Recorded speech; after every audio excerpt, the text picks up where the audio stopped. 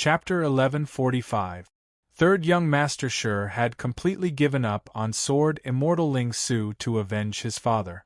Under his instructions, dozens of public literati who were proficient in word games, as well as 20 to 30 large media outlets, and 2,000 to 3,000 personal media accounts simultaneously exposed the fact that Gu Xianyuan had murdered an amiable, kind, and benevolent old man. In the descriptions of these articles, Gu Xianyuan was uniformly described as a crazy and sick murderer, while Shi Jueyuan was described as a kind, and broad-minded old man who did everything possible to protect Yuzhang City for the sake of the people.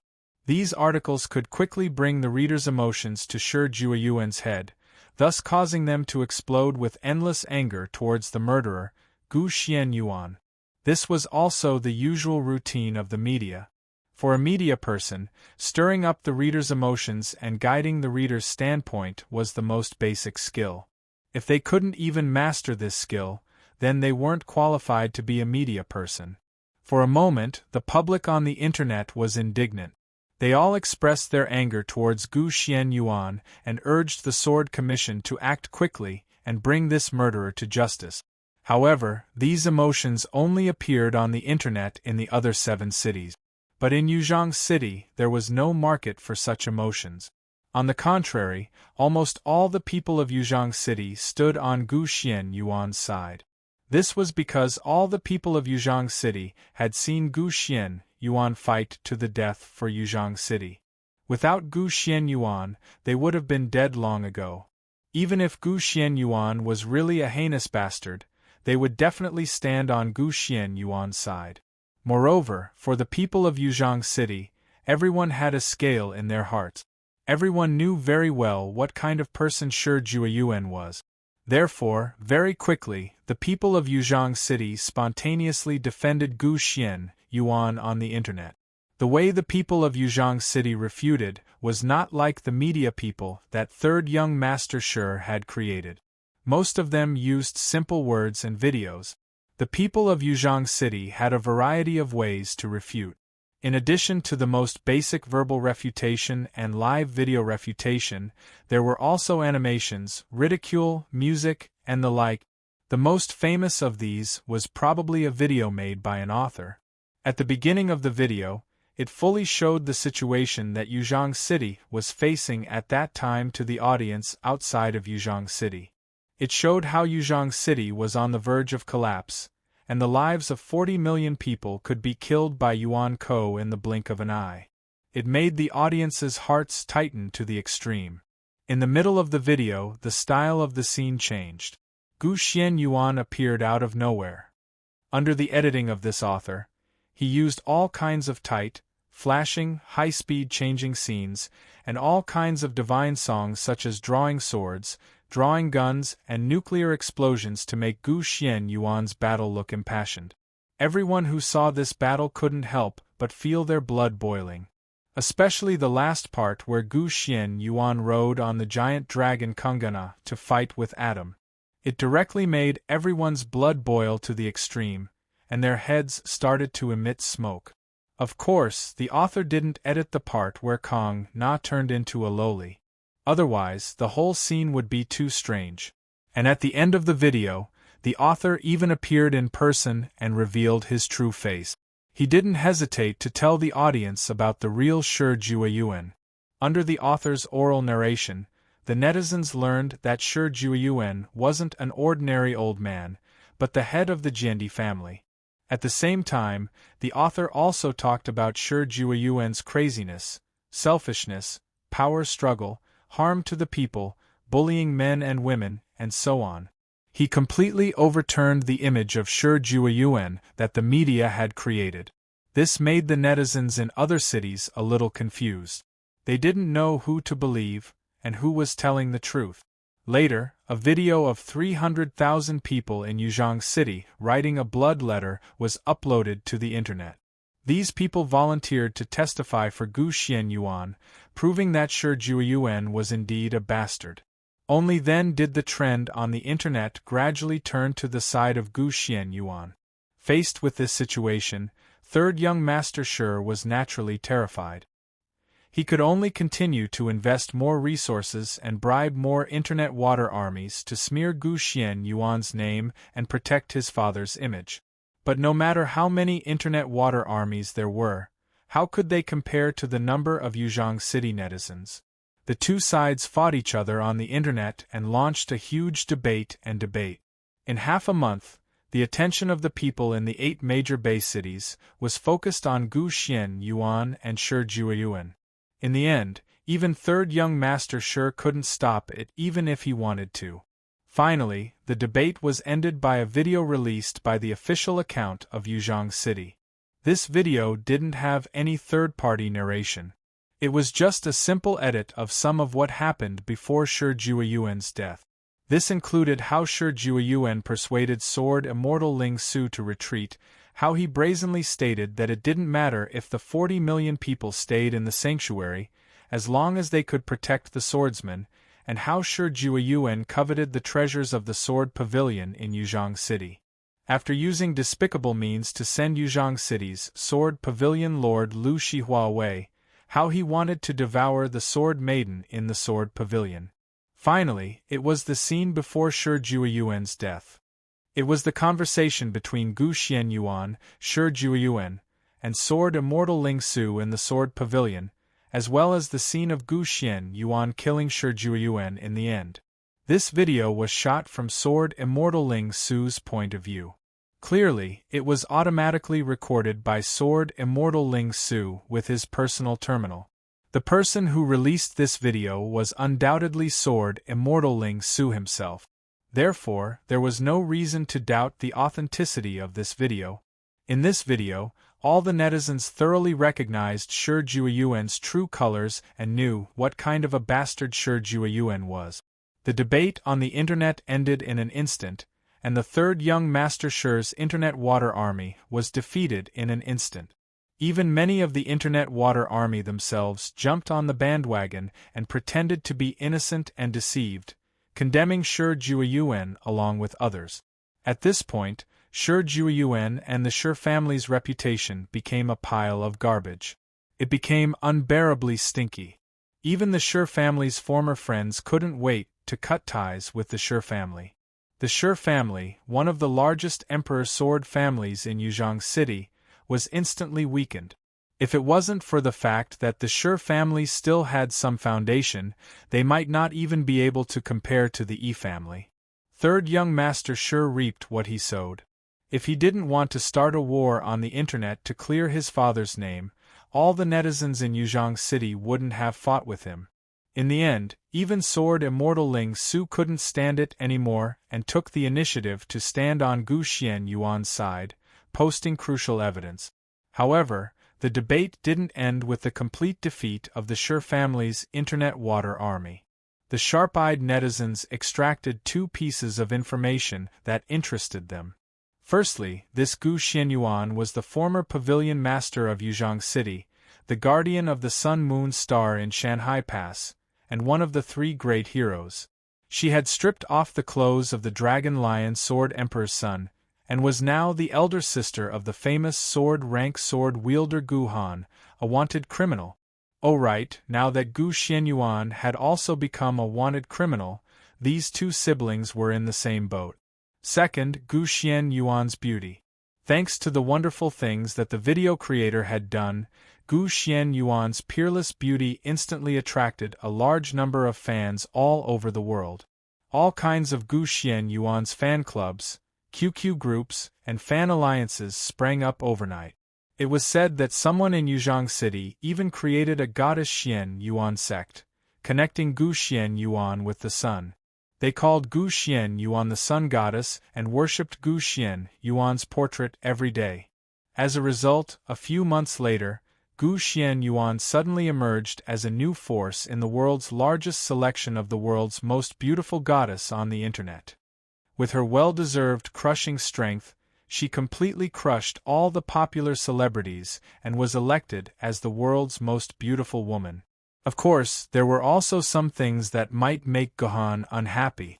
Many manufacturers began to privately produce and sell Gu Xianyuan's albums, Gu Xianyuan's drawings, Gu Xianyuan's beautiful pictures, shirts with Gu Xian Yuan's pictures printed on them, Gu Xian Yuan's special figurines, the artist's upper body, with its Ono Pi mousepad, Gu Xian Yuan's full color book, and finally Gu Xian Yuan's inflatable dolls.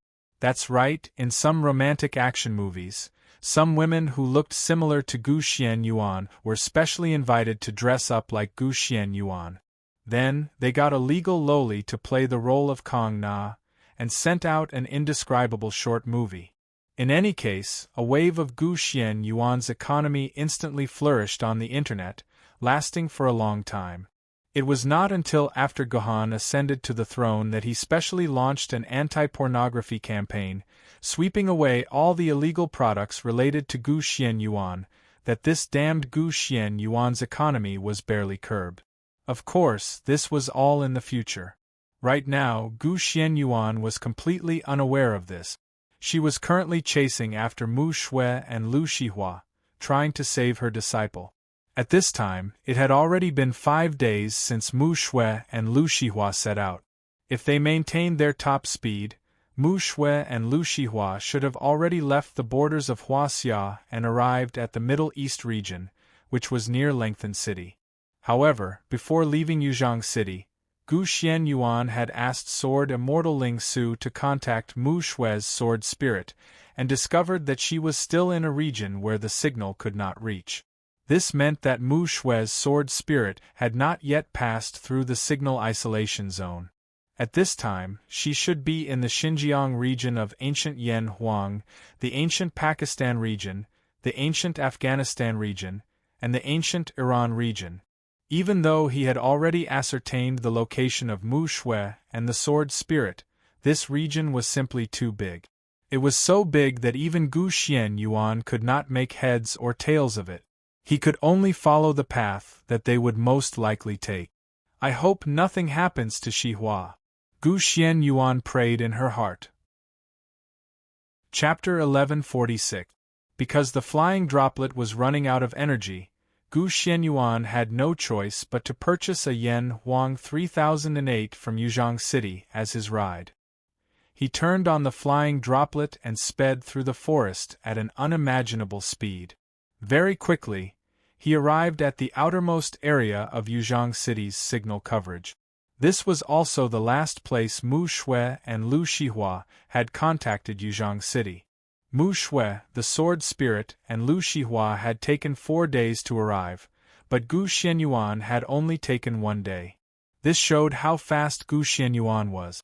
Moreover, this was under the situation where Gu Xian Yuan could only use one hand to drive and the other hand could not be used because he was holding the Zhuxian sword. However, there were many Yuan Ko in this area, and it was definitely not a suitable place to stay. Most sword-bearers would choose to travel another 200 to 300 kilometers to Lanzhou City. After reaching Lanzhou City, they would use the ruins of Lanzhou City to set up camp and spend the night before continuing. The ruins of Lanzhou City are up ahead. There are 3 routes from Lanzhou City to London City. I wonder which route Lu Shihua and the rest took. Gu Xianyuan kept the Yen Huang 3008 in her dimensional pocket and looked at the vast and endless desert, muttering to herself in distress. 1,000 years later, unlike the world in the south that was completely occupied by all kinds of forests and trees, this was a world drowned in yellow sand from ancient Shaanxi province. The spread of desertification had never stopped, drowning the world that was originally full of life 1,000 years ago. Starting from Yan'an City in the northwest of ancient Shaanxi province, there was an astonishing stretch of yellow sand as far as the eye could see. This desert spread all the way to the Mediterranean Sea before it stopped. This was the largest desert on Earth 1,000 years later, spanning the entire Eurasian continent and occupying almost 1/5 of Asia. Lu Shihua and the rest's signal had disappeared in Lanzhou City 3 days ago, which also meant that Lu Shihua and the rest had indeed reached Lanzhou City 3 days ago. Therefore, Gu Xianyuan could only hope to find some clues in the ruins of Lanzhou City and find the direction Lu Shihua and the rest had gone. It was not difficult to find clues about Lu Shihua and the rest. Gu Xianyuan drove the Yan Huang 3008 around all the suitable places to set up camp in Lanzhou City, and found traces of people living in the ruins of a building that was leeward from the wind. There is a lot of food residue on the ground. Judging from the degree of decay, it should have been eaten 2 or 3 days ago. Gu Xianyuan analyzed the remaining bones on the ground, as well as things like fruit pits and the like, and made a judgment. These 2 places should be where they set up their tents. Since there are only 2 traces of tents, there should only be 2 people staying here, which is the same number as Lu Shihua and Mu Shui's sword spirit. Why do I smell blood? Gu Xuanyuan's nose suddenly wafted a bit of the smell of blood. Smelling these scents, Gu Xuanyuan's heart tightened. Could it be that the Mu Shui sword spirit and Lu Shihua were attacked here? There was a battle and there were casualties? Without saying a word, Gu Xianyuan immediately followed the smell of blood. In the end, in the corner of the building ruins, she found 2 dark red pieces of thick cloth that looked like the flag of a certain country. Gu Xuanyuan's expression suddenly turned awkward.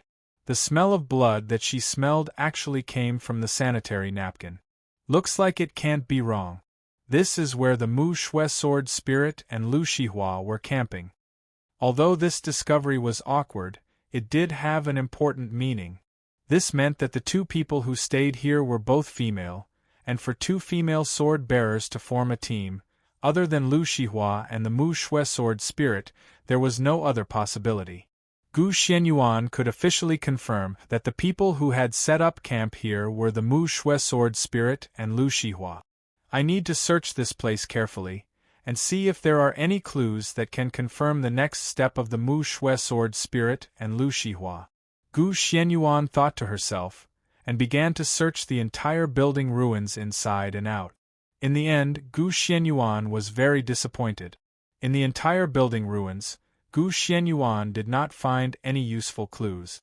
This building ruin still had 5 floors, but other than some footprints on the 2nd floor, there were no signs of anyone entering the 3rd, 4th, and 5th floors.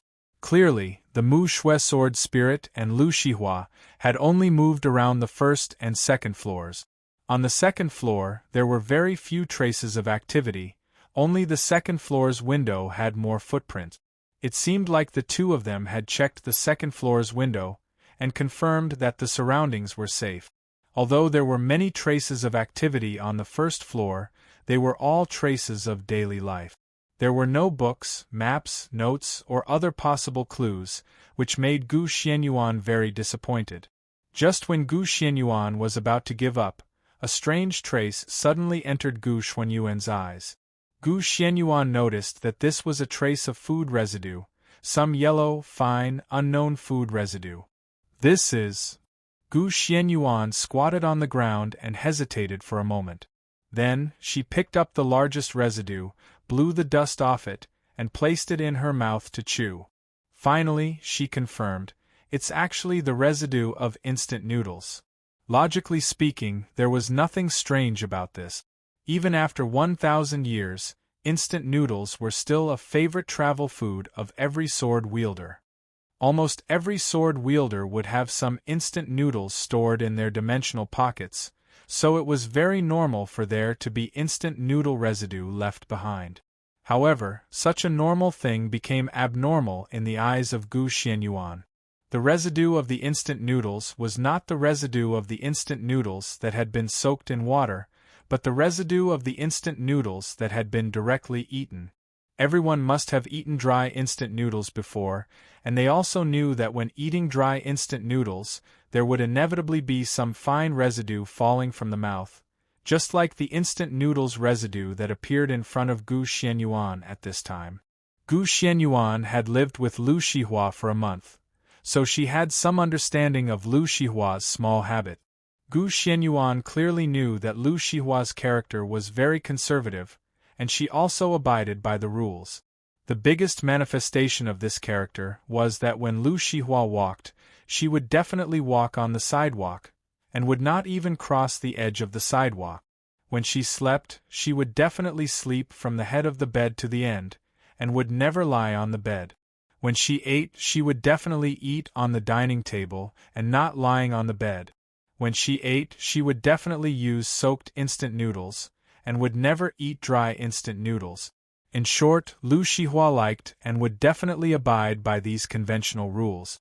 Unless there was an external force that forced her, she would never break this rule. Therefore, Gu Xianyuan was very sure that Lu Shihua must have encountered a situation where she had no choice but to break her usual rules to eat dry instant noodles.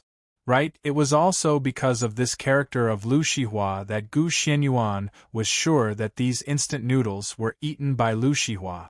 Because these instant noodles residues appeared about a meter away from the traces of a tent, it was obvious that at that time, Lu Shihua sat at the entrance of her own tent and gnawed on these instant noodles. At the same time, a lot of food residues appeared in the traces of another tent, which meant that at that time, someone was sitting inside the tent and eating. This was something that Lu Shihua would never do. Lu Shihua would never eat inside the tent, because according to her usual principles, the tent was a place to sleep, and not a place to eat. Going back to the question just now, what kind of situation happened that forced Lu Shihua to break her usual rules, but what about the instant noodles that she had never eaten dry? Could it be? A light flashed in Gu Xuanyuan's eyes. She once again searched through all the food residues, and shockingly found that all the food residues were cooked food. They were food that had already been cooked, and could be eaten directly. There was nothing that needed to be cooked before being used. What did this mean? This meant that a very key problem was that Lu Shihua and the others had lost the ability to cook, or rather, the ability to boil water. Gu Xianyuan found a lot of traces of flames in the ruins before, which meant that Lu Shihua and the others did not lack the ability to start a fire. Then there was only one reason left. Lu Shihua and the others had lost water, and there was no edible water. This forced Lu Shihua and the others to eat some directly edible cooked food, forcing Lu Shihua to eat only instant noodles. This was a very surprising fact to Gu Xianyuan. For a sword-bearer with a dimensional pocket, losing water was a very inconceivable thing. The huge space in the dimensional pocket could allow them to store more than a year's worth of edible water.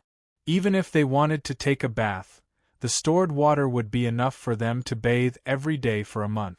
At this time, it was less than a week since Lu Shihua and the others left Yuzhang City. How could the water in their dimensional pocket disappear now? The dimensional pocket was the safest place in the world. Even if there was a force 12 gale outside, the water in the dimensional pocket would not be lost.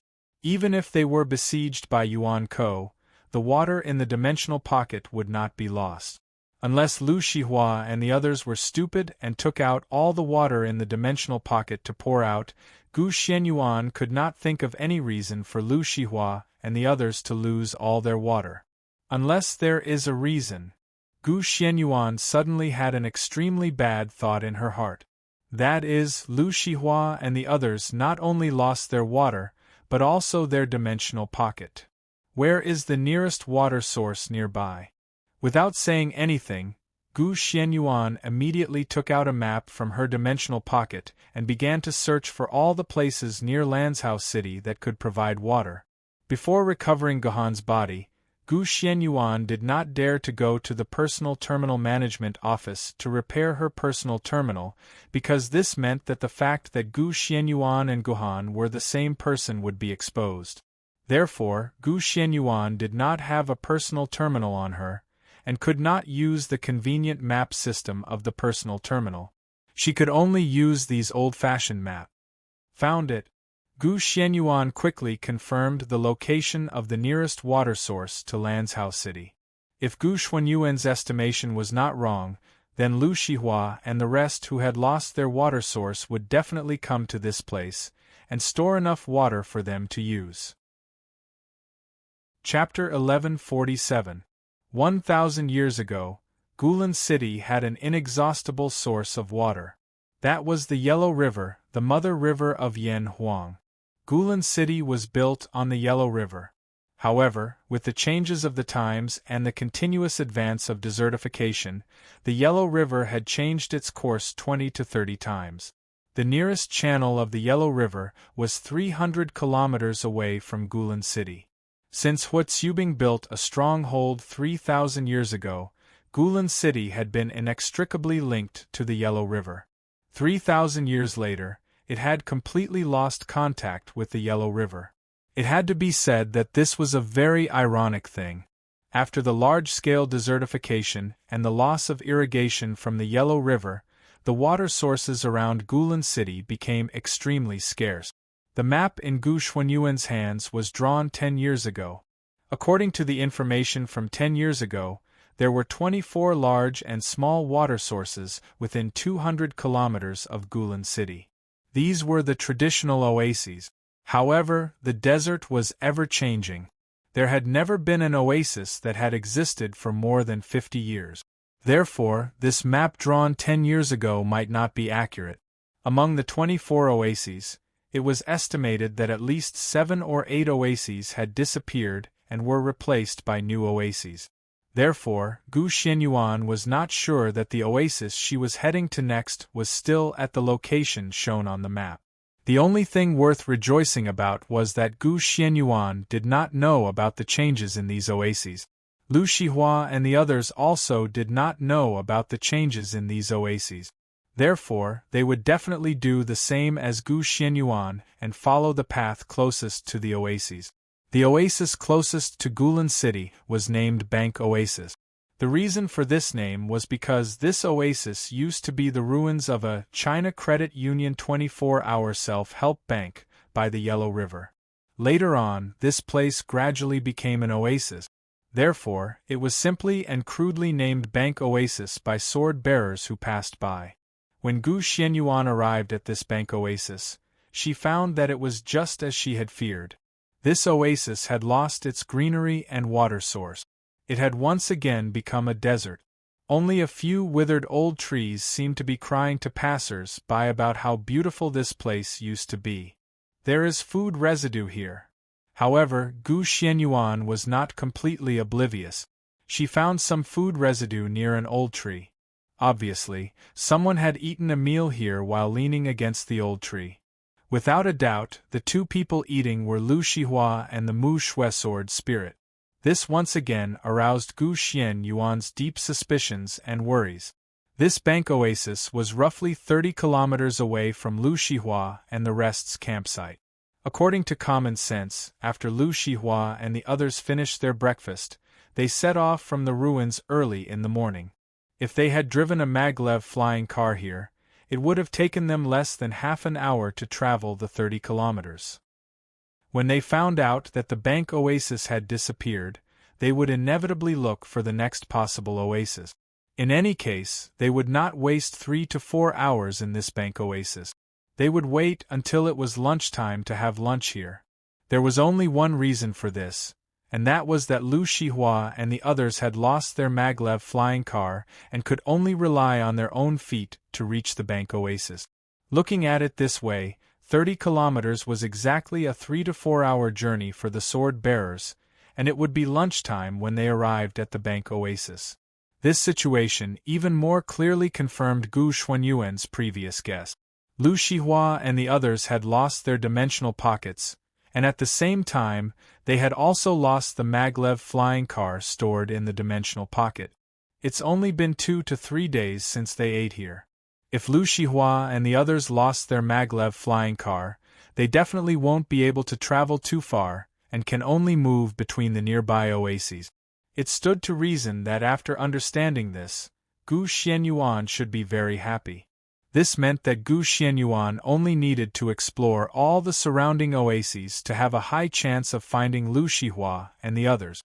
However, there was a precondition. The precondition was that Lu Shihua and the others were lucky enough to not encounter a powerful meteor rank Yuan bandit. Otherwise, if they lost the hovercraft that could allow them to escape, it would be a huge question mark whether they could even survive around Lan province. As a result, Gu Xuanyuan's original plan was completely changed. Originally, Gu Xianyuan planned to chase along the road and find Lu Shihua and the others in Xinjiang. But now this plan had completely changed. Gu Xianyuan needed to carry out a large-scale search around Lanzhou. Things in this world were really unpredictable. Thinking of this, Gu Xianyuan once again sped up her pace and quickly headed to other oases, wanting to find traces of Lu Shihua and the others. However, the heavens seemed to intentionally increase the difficulty of Gu Xuanyuan's mission.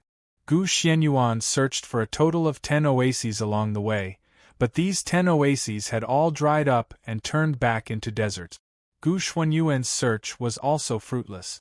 Finally, when Gu Xianyuan found the 11th oasis, a touch of green finally appeared in front of Gu Xianyuan. This oasis did not dry up like the previous 10 oases. It still maintained its original appearance. There was a small pool of water with an area of about 1 hectare, and there were some trees growing nearby. It was a rare piece of green in the desert. Life detector, activate. Gu Xianyuan did not say anything and immediately took out a life detector from her dimensional pocket. This was a life detector that Gu Xianyuan had specially asked Sword Immortal Ling Su for in order to find the location of Lu Shihua and the others. All traces of life within its detection range could be detected by this life detector. It was a pity that this detection range was still a little too short. According to the range of life within a diameter of 10 kilometers, there would be no response beyond this range. If this detection range could be 100 kilometers, then Gu Xuanyuan's work would probably be much easier. She would only need to quickly make a few rounds around Liao City, and she would be able to find Lu Shihua and the others. What Gu Xianyuan did not expect was that the moment she took out the life detector, a pleasant surprise occurred. The life detector began to emit a low and urgent beeping sound. This meant that the life detector had already found a living life nearby. However, this life signal was very weak, and there was the threat of death at any time. Could it be Lu Shihua and the others? Gu Xianyuan did not say anything and directly sprinted in the direction indicated by the life detector. In the end, she discovered a person lying face down on the shore of the pool. Most of his body was submerged in the pool, and only his head was exposed. It's not Lu Shihua. After seeing the head clearly, Gu Xianyuan sank into disappointment. This person had short hair. Whether it was Lu Shihua or Mu Shui's sword spirit, they both had long hair. If she was not mistaken, this person was not Lu Shihua. Although she was very disappointed, Gu Xianyuan still sprinted towards this person and prepared to save him from the water. After all, this was a human life. Gu Xianyuan could not just leave him in the lurch. It's actually him. She had to admit that fate was truly full of surprises. When Gu Xianyuan pulled this person out of the water and flipped him over, she was shocked to find that this person was actually a familiar face. He was the only descendant of Zhetian Jiendi who fought with her in Changyang Mountain, the last descendant of the Yi clan, Yi Wenjun. How could it be him? Gu Xianyuan did not expect to meet Yi Wenjun here at all. More than 3 years ago, after Yi Wenjun provided Gohan with the evidence that allowed Gohan to turn the tables, Gohan did not have much contact with Yi Wenjun other than having a meal with him. This was because not long after that, Gohan went to Yanjing City to participate in the 8th Academy Assembly, then went straight to Shanhai Pass. He stayed in Shanhai Pass for 3 years, and did not see Yi Wenjun in Yuzhong City. If she had not suddenly seen Yi Wenjun, Gu Xianyuan would have almost forgotten about this person. I don't know why he's unconscious. Gu Xianyuan placed Yi Wenjun into the medical pod. The medical pod activated its automatic examination program, and after a series of scans, the examination report was displayed on the screen. The patient's body is very healthy, but because he has not eaten for a long time, his vital signs are weak. He only needs to inject a certain amount of glucose to alleviate the symptoms. However, there is a magical energy that belongs to Yuan Ko in the patient's brain, suppressing his central nervous system, so he is in a coma. The medical pod does not have the ability to treat this, and only by removing the magical energy in the patient's brain can the patient wake up. As expected, he became like this because he was attacked by Yuan Ko. The medical pod's diagnosis was very clear. He had fallen into a coma after being attacked by Yuan Ko's magic. This was a problem that the medical pod could not solve, and Gu Xianyuan could only find a way to remove the magical energy in Yi Wenjun's brain to wake him up. But here came the problem: ordinary sword maidens did not have the ability to remove magical energy, and only a few Confucian or martial sword maidens who had the ability to purify could use their own skills to treat Yi Wenjun. Obviously, Gu Xianyuan did not have such a sword maiden. Forget it. I'll put him in the hovercraft first, and we'll talk about it after we find Lu Shihua and the others. Just as Gu Xianyuan was about to temporarily give up on treating Yi Wenjun, a familiar voice rang in Gu Xuanyuan's ear. I say, Gohan, why are you so stupid? There's a ready-made sword maiden here, and you actually don't have the ability to remove any magical energy? This was the Xianyuan sword's voice, and the sword empress began to cry out in surprise again. Lady Xianyuan's sword, you mean to say that you have a way to treat Yi Wenjun? Gu Xianyuan said with some surprise. It's not that I have a way, it's the immortal slaying sword in your hand, the Xianyuan sword said proudly. Your immortal slaying sword is a connate treasure that can even kill deities. You only need to put a bit of immortal slaying sword qi into his nostrils, and all magical energy will immediately disperse. The moment they touch the immortal slaying sword qi, they will melt like snow. Who asked the difference in innate levels to be so great? Hearing the Xianyuan sword's words, Gu Xianyuan placed the tip of the immortal slaying sword at Yi Wenjun's nostrils, and then slightly stimulated a bit of sword qi that resembled green smoke into Yi Wenjun's brain. Not long later, just as the Xianyuan sword said, Yi Wenjun's eyelids moved, and he slowly opened his eyes. Chapter 1148. You are. Yi Wenjun opened her eyes and found that a beautiful woman had appeared in front of her. Although it was the first time they met, Yi Wenjun had a vague feeling that he seemed to have met this beauty somewhere before. I'm Gu Xianyuan. Gu Xianyuan pulled Yi Wenjun out of the medical pod, then narrowed her eyes and said, I know you, you're Yi Wenjun, my brother's friend. I'm your brother's friend? Yi Wenjun was stunned for a moment, then thought of Gu Xuanyuan's rare surname and this familiar face, and immediately reacted, You must be Lord Gohan's sister. You're not that stupid. Gu Xianyuan stood up. Tell me, why did you faint in the pool? It was a Yuan bandit, a white-robed Yuan bandit. Yi Wenjun's face suddenly revealed an expression of incomparable terror. Me, Pavilion Master Lu Shihua, and Sword Spirit Mu Shui were attacked by a white-robed Yuan bandit. Mu Shui's Sword Spirit risked her life to block that white Yuan Ko, and I ran in a panic. I don't know how long I ran for, but I ran into a pool, and when I was stimulated by the cold water, I fainted. Yi Wenjun panted heavily as she spoke, as if she was still immersed in endless fear. What did you say? You met Lu Shihua and Mu Shui's Sword Spirit. Gu Xianyuan never expected that she would get such an important clue from Yi Wenjun. Yes. We were looking for a water source together, and when we finally found one, we met with such a thing. Yi Wenjun said in a low voice. Slow down a little. What happened? How did you meet Lu Shihua and Mu Shui's Sword Spirit? Gu Xianyuan tried her best to speak calmly. It's like this. Yi Wenjun slowly told her story. Ever since Yi Wenjun helped Gohan 3 years ago, she felt that she was too weak to revive the Yi family, so she decided to go out and train herself, using bloody battles to make herself stronger. As such, Yi Wenjun had been with the sword-bearers for the past 3 years, completing all sorts of missions and killing all sorts of Yuan Ko. His strength had indeed increased, and he was now a sword-rank sword-bearer.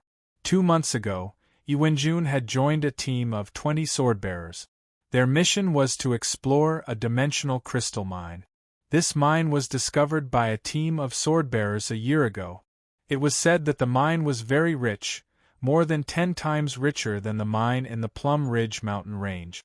It was the richest mine that humans had ever discovered, and it was very useful to humans. However, the team that had discovered the mine was too small in number, and their strength was also very weak. They also did not have any special equipment, so they could not fully explore the mine. Therefore, they could only return to Yuzhong City immediately and ask Yuzhong City to organize a strong team to explore the mine. This exploration team was led by 2 spirit sword-level swordbearers, and the rest were all famed sword-level swordbearers. It could be said that this was one of the strongest sword-bearer teams that Yuzhong City could send out. According to the coordinates left by the team that had first discovered the mine, it was confirmed that the mine should be at the location of the Lujiaxia Reservoir before the Great Apocalypse. After some exploration and fighting, the team finally arrived at the Lujiaxia Reservoir. As expected, they found an extremely rich mine.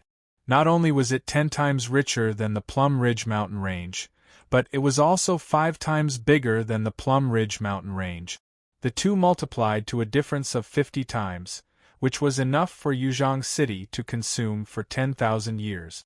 After confirming the location and content of the mine, the team prepared to return to Yuzhong City.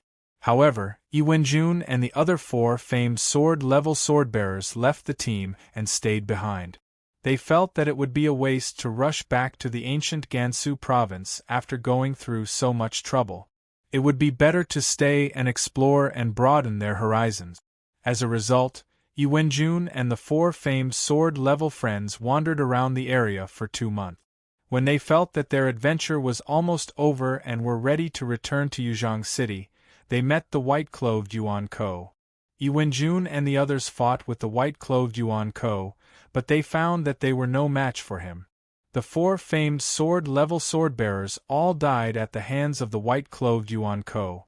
Yi Wenjun's sword mistress was also broken. She no longer had the ability to fight with the white-clothed Yuan Ko. Just as Yi Wenjun was about to close her eyes and wait for death, she coincidentally met the Mu Shui sword spirit and Lu Shihua, who had come looking for water. The Mu Shui sword spirit did not hesitate to fight with the white-clothed swordsman. Although the Mu Shui sword spirit was 1 rank higher than the famed sword-level swordbearers, her strength was still very weak in front of the white-clothed Yuan Ko. The Mu Shui sword spirit quickly fell into a disadvantageous position, and her personal shield was also in danger. At this critical moment, the Mu Shui sword spirit let Yi Wenjun and Lu Shihua escape separately, while she sacrificed herself to stall the white-clothed Yuan Ko. Yi Wenjun had long been scared out of her wits by the white-clothed Yuan Ko. She did not have the courage to resist, and could only run for her life. In the end, she fainted in the pool. That means the Mu Shui sword spirit and Lu Shihua are in a very dangerous situation right now. After listening to Yi Wenjun's narration, Gu Xianyuan clenched his fists and immediately took out his own super hovercraft. Without any explanation, he pulled Yi Wenjun into the car, and under Yi Wenjun's command, they sped towards the location of the battle. Actually, the location of the battle wasn't too far away. It was only about 20 kilometers away from this oasis. After all, Yi Wenjun had run all the way here, and his pair of legs could not run that far. Only 10 minutes later, Gu Xianyuan arrived at the location of the battle. There was indeed an intense battle taking place here. Countless crisscrossing sword scars had appeared on the flat desert. The shortest of these sword scars was 10 meters long and 1 meter deep, while the longest was more than 500 meters long and 10 meters deep. Many of the sand in the sword scars had already become charred black. Some of the sand had even turned into glass, becoming the most primitive form of glass. From this, it could be seen how intense the battle had been. The one fighting here is most likely a peerless swordsman. Seeing these wanton crisscrossing sword scars, Gu Xuanyuan's mind couldn't help but think of scenes of intense battles. The core of these scenes was the image of a person wielding a long sword, constantly slashing out powerful sword chi. Miss Gu Xianyuan, let's split up and search. Let's see if we can find any clues about the Mu Shui sword spirit, Yi Wenjun suggested to Gu Xianyuan. All right. Gu Xianyuan nodded. The two of them went in two different directions to search the entire battlefield. In the end, not long after, Yi Wenjun found an extremely important clue at the edge of the battlefield. Miss Gu Xianyuan, look. This is the sword lady of Lord Mu Shui sword spirit. Yi Wenjun's face was filled with grief as she dragged some incomplete fragments in her hands. These were fragments left behind after a sword was broken. It would be very difficult for a normal person to recognize the original appearance of this sword from these fragments, but Gu Xianyuan, who was familiar with every spirit sword grade sword lady, immediately recognized that these fragments came from a spirit sword grade sword lady called the Black Tortoise Sword. This was because it was said that this sword was forged from the turtle shell of one of the four sacred beasts, the Black Tortoise of the North. Speaking of which, Gu Xianyuan wasn't unfamiliar with the Black Tortoise. When Gu Xianyuan was the Tian Star Garrison, the Black Tortoise Garrison was an extremely important garrison area under Tian Star Garrison. At the same time, Gu Xianyuan was very clear that Mu Shui sword spirit's spirit sword lady was this Black Tortoise sword. Luckily, Mu Shui sword spirit's spirit sword lady was man-made. Otherwise, if the real Black Tortoise sword was broken here, then Yuzhong City's loss would be too great. Looks like Mu Shui sword spirit really did have a great battle here. Gu Xianyuan looked at the remains of the Black Tortoise sword and sighed in her heart. Although Mu Shui sword spirit's standpoint was different from hers, and she had also done many things that made her extremely disgusted. But after all, they were both sword bearers of Yuzhong City, so Gu Xianyuan couldn't help but feel a little sad in her heart. After putting the broken Black Tortoise sword into the dimensional pocket, Gu Xianyuan and Yi Wenjun quickly found some other relic. These were all Mu Shui sword spirits and Lu Shihua's belongings. There was also Yi Wenjun's own belongings. Yi Wenjun found the remains of her famous sword-grade sword lady's broken sword, and hugged the remains as she cried. After all, for every sword-bearer, the sword lady was their lifeblood. The sword maiden was their lifeblood. Now that their lifeblood was gone, every sword-wielder would be grief-stricken. What's a man crying for? Right now, the most important thing is to find that Lu Shihua and the others. I discovered that although there are many of their relics nearby, I still haven't found their corpses, not even a piece of minced meat. I suspect that Lu Shihua and the others didn't die, but were captured by Yuan Ko. Right now, our top priority is to find them. But in this vast desert, besides these unconcealable sword marks, there aren't any other footprints. Where are we going to find traces of Pavilion Master Lu Shihua and the others? Yi Wenjun knelt on the ground and said in a daze, "Wait for him to come find me." Gu Xianyuan said something that made Yi Wenjun feel incomparably flabbergasted. What was this? Why would he, Gu Xianyuan, let that white-robed Yuan Ko come find him? Just when Yi Wenjun was feeling puzzled, Gu Xianyuan suddenly slowly floated up. Facing the sun high up in the sky, he calmed his mind for a moment, then suddenly a sword chi slashed out from the execution immortal sword in Gu Xuanyuan's hand. In the next second, Yi Wenjun's pupils constricted. Because the target of Gu Xuanyuan's sword chi wasn't anything else, but the sun suspended in the sky. The moment the sword chi slashed out, the sun in Yi Wenjun's eyes actually broke into two halves. Yes, that's right, the sun in the sky was cut into two halves by Gu Xuanyuan's sword chi. Chapter 1149. In fact, it was not just Yi Wenjun. The entire Yan Huang territory, including Yanjing City and Yuzhong City, saw the sun suddenly split in half. But this magical scene was fleeting. When these witnesses rubbed their eyes to get a clearer look, the sun returned to its original state, and there was no other abnormality. So 99% of the humans who saw this scene thought they were seeing things and did not take it to heart.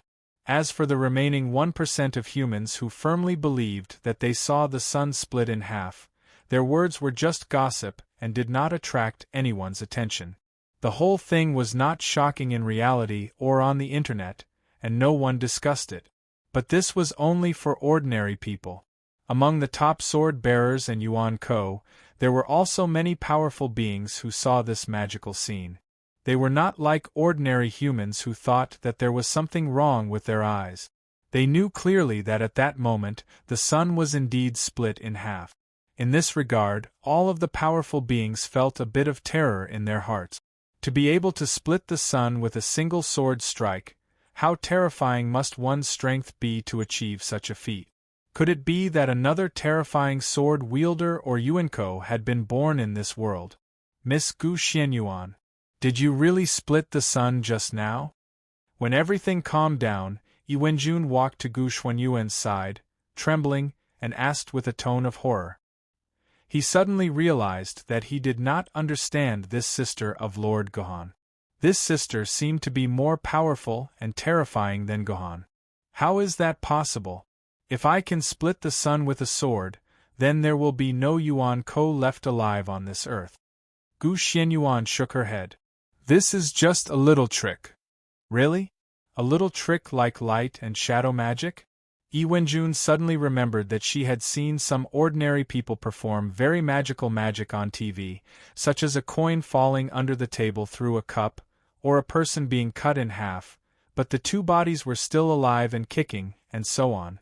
Could it be that what Gu Xianyuan showed just now was also a kind of magic, using some changes in light and shadow to create the illusion of the sun being split in half? Light and shadow? Gu Xianyuan pondered over these two words, nodded and said, more or less. In a way, it's the same. I see. I see. Yi Wenjun felt that her broken common sense had recovered quite a bit. As long as everything was still within the scope of her common sense understanding, it was fine. However, Yi Wenjun still could not understand why Gu Xianyuan would do this. Did she think that by splitting the sun, she would be able to lure the white-clothed Yuan Ko to appear? Yi Wenjun felt that this was an impossible thing, but very quickly, Yi Wenjun was slapped in the face. After a while, a white figure gradually appeared at the edge of his vision. The figure grew larger and closer. Yi Wenjun was clearly 4 to 5 kilometers away from the edge of her field of vision, and the white-clothed figure was only walking at an ordinary pace. However, in just a short span of 20 to 30 seconds, the white-clothed figure had reached a distance of less than 200 meters from Yi Wenjun. His entire figure and appearance were clearly visible. It's him. It was him. He's that white-clothed Yuan Ko. Yi Wenjun let out a scream of horror. Then, he quickly hid behind Gu Xianyuan. His entire body was trembling. It seemed that he had developed a deep fear towards this white-clothed Yuan Ko. Stand up. Seeing Yi Wenjun become like this, Gu Xuanyuan's heart gave birth to some unhappiness. This was Yi Qing's only descendant. How could she be so unbearable? Seeing a Yuan Ko and she was already this scared. How could she continue the bloodline of Zhetian Jiendi in the future? Gu Xianyuan did not waste any words. She directly slapped Yi Wenjun's face. After letting out a crisp and sweet sound, she expressionlessly asked Yi Wenjun, "Does it hurt?" "It hurts." Yi Wenjun touched his own face. He looked at Gu Xianyuan in confusion. "Is there still fear in your heart?" Gu Xianyuan asked again. "It seems to be a bit lighter." Yi Wenjun had not finished speaking when Gu Xianyuan slapped Yi Wenjun's face again. This time, she used more force than before. The sound was also louder. The pain was also more severe. The fear in Yi Wenjun's heart was also replaced by this severe pain. "Stand properly. Don't lose the face of Zhetian Jiendi," Gu Xianyuan lightly said. Yi Wenjun finally understood the reason why Gu Xianyuan slapped him. It turned out that Gu Xianyuan planned to use pain and humiliation to replace the fear in Yi Wenjun's heart. Although this method was violent and painful, one had to admit that it was a very effective method. At least, Yi Wenjun was no longer trembling in fear. Desolate wind and sand for thousands of miles. Half of the smoke and dust rolled up the round sun. This white-clothed Yuan Ko was also interesting. The moment he saw Gu Xianyuan, he first chanted a poem. Then, he said with a warm smile, "In this sandstorm, I did not expect to see such a beautiful woman. Bai is really lucky." "Is it him?" Gu Xianyuan ignored this white-clothed Yuan Ko's teasing. Instead, she turned her head and asked Iwenjun behind her. "It's him." Iwenjun nodded her head. "It's him. I would recognize him even if he turned into ashes." Gu Xianyuan swept a few glances at this white-clothed Yuan Ko. She discovered that the other party was around 30 or 40 years old. From the outline of his face, it could be seen that this white-clothed Yuan Ko must have been an extremely handsome person when he was young. But at the age of 40, his face was already covered with wrinkles left behind by time. It was as if they were carved by a knife. To be able to have wrinkles like this at the age of 40, he must have lived an extraordinary life. His life must have been full of ups and downs. This could also be seen from his clothes. This white-clothed Yuan Ko was called white-clothed Yuan Ko. Naturally, he wore white clothes. Moreover, it was absolutely white. Even the belt around his waist was white. Judging from the style of the clothes, it was definitely not the overly westernized and casual clothes of the Celestial Dynasty. Instead, it was similar to the clothes of the Middle Ages. A long white robe covered her entire body from head to toe.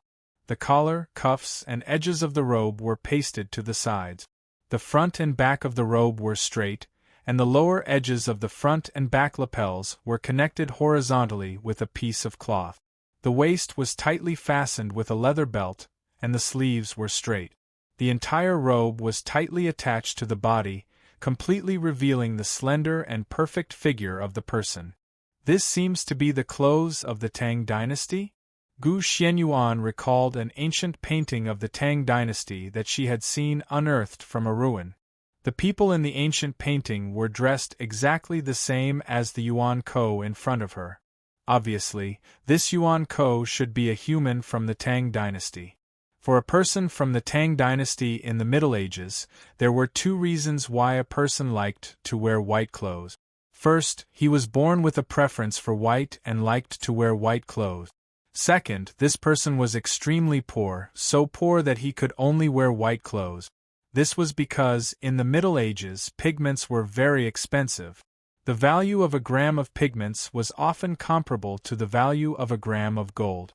A bolt of white cloth was not worth much. However, once it was dyed with different colors and patterns, this bolt of cloth would become very valuable. Therefore, brightly colored clothes were clothes that only the rich could afford to wear. Ordinary people could only wear clothes made of white or gray cloth. This was because these clothes did not need to be dyed and were the cheapest. In addition to the color, it could be seen that this Yuan Ko was very poor in the other world. There was one more thing that could be proved. That was, his whole set of clothes was very simple. Other than the belt on his waist, there were no other ornaments. While this set of clothes completely revealed the figure of this Yuan Ko, it also showed that there was nothing else inside this set of clothes. This Yuan Ko only had this set of clothes on his entire body. It could be said that this white-clothed Yuan Ko's entire image was very destitute. It was hard to believe that such a destitute person could actually be the powerful Yuan Ko who could defeat a spirit sword-level sword holder. Miss is staring at Bai like this. Do you want Bai to compose a poem for Miss to praise your beauty? This white-clothed Yuan Ko revealed a somewhat regretful expression. It's a pity that Bai really doesn't have the mood to recite a poem today. Miss, please forgive me. Let me ask you, where did I take our friend? Gu Xianyuan put away her curiosity towards this white-clothed Yuan Ko. The execution immortal sword in her hand was directly pointed at the other party's neck, preparing to force Lu Shihua and the others to tell her the way down. Good sword. Unexpectedly, this white-clothed Yuan Ko was completely not intimidated by the sword in Gu Xuanyuan's hand. Instead, he stretched out his right hand, wanting to grab the execution immortal sword in front of him and carefully study and admire it. Humph! How could Gu Xianyuan let this white-clothed Yuan Ko have his way? The execution immortal sword in her hand slightly trembled. It turned into an afterimage and directly slashed towards the white-clothed Yuan Ko's throat. Seeing Gu Xuanyuan's swordplay, the white-clothed Yuan Ko's expression was first joyful. However, this joyful expression quickly turned into a shocked expression. Both of his hands reached out and his 10 fingers flicked the execution immortal sword's blade more than a dozen times. Gu Xianyuan was stunned to find that the execution immortal sword was involuntarily turned back under the effect of a strange force. If it wasn't for Gu Xuanyuan's quick reaction and skillfully dispelling the force coming from the execution immortal sword, the execution immortal sword would have already flown out of her hand. Of course, because Gu Xuanyuan's hand had already fused with the execution immortal sword, Gu Xianyuan should have flown out along with the execution immortal sword. Good swordplay. This one is Jiannan's Li Bai. May I ask for Mrs. Great Name? The white-clothed Yuan Ko cupped his fist and asked Gu Xianyuan. Chapter 1150. When the white-robed Yuan Ko announced his name, he looked at Gu Xianyuan with a face full of joy. He felt that as long as he announced his name, Gu Xianyuan would turn pale with fright. Then, she would kowtow and worship him, becoming his little fangirl. Unfortunately, after hearing Li Bai's name, Gu Xianyuan did not have any reaction. It was as if this name was just an ordinary name, no different from names like Wang Ergu, Li Jianguo, or Chen Yuanchao. The bright moonlight in front of the bed, suspected to be frost on the ground? Suddenly, Li Bai recited a poem. Then, he stared at Gu Xuanyuan's expression, expecting her to reveal a look of sudden enlightenment, followed by an expression of shock. But to Li Bai's disappointment, Gu Xianyuan still did not have any reaction. It was as if this poem had never existed in Gu Xuanyuan's mind. The flying stream descends 3,000 feet, suspected to be the Milky Way falling from the 9 heavens. Raising a cup to invite the bright moon, the shadow becomes 3 people.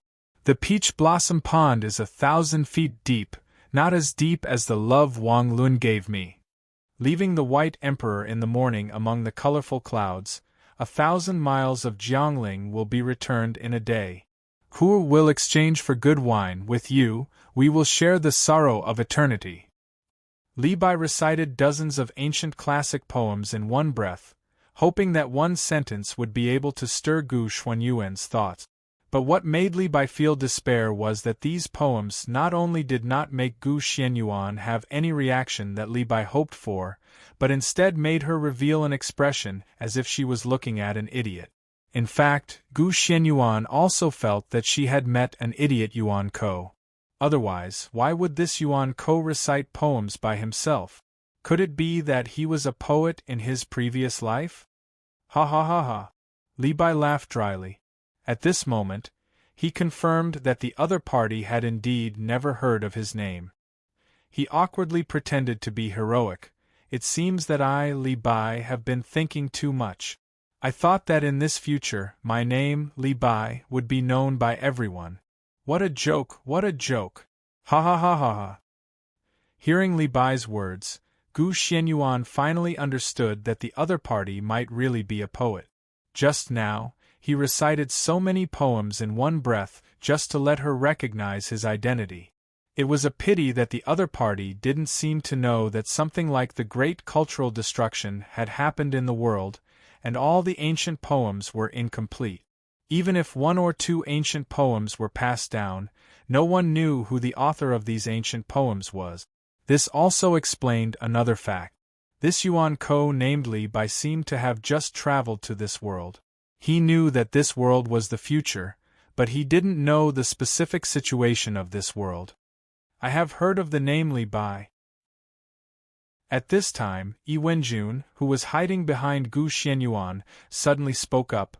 I once read about Li Bai's name in some of the diaries left behind by the ancestors. Yi Wenjun's words caused Gu Xuanyuan's eyes to light up. At the same time, Li Bai also revealed a curious expression. Tell me, what did Zhe Tianjiandi write in this diary? Let me think. The original words seem to be like this. Yi Wenjun thought for a while and began to recite. Today I was drinking with an old friend. He said that he found a well-preserved complete Tang dynasty poem in the ruins. When he saw the poem left behind by Li Bai, he couldn't help but be fascinated. He wanted to drink and sing with Li Bai and ask him about life. I say, so what if you meet Li Bai? Won't you still have to pull out your sword, Maiden, and fight to the death with him? My old friend was rendered speechless by my words. After a while, he faintly said, but I don't want to fight with him. I only want to discuss poetry with him. I want to talk about the magnificent era of the Tang dynasty. Seeing my old friend's displeasure, my heart is also very gloomy. Actually, I really want to meet Li Bai, but I have no interest in talking about poetry with him. I only want to spar with him in swordsmanship. I want to borrow this sword, immortal swordsmanship, to see the gap between me and that person. Because I will never be able to spar with him again in this lifetime. It was obvious that Yi Wenjun's mind was filled with restoring his Yi clan's glory. Otherwise, he wouldn't have memorized his ancestors' diary. This was something that only people who worshipped their ancestors to the extreme would do. However, as Yi Wenjun recited the diary, two people piqued Gu Xuanyuan's curiosity. One was an old friend who drank with Zhe Tianjiandi, and the other was the person that Zhe Tianjiandi talked about. Why did Zhe Tianjiandi feel that after fighting Li Bai, he would know the gap between him and that person?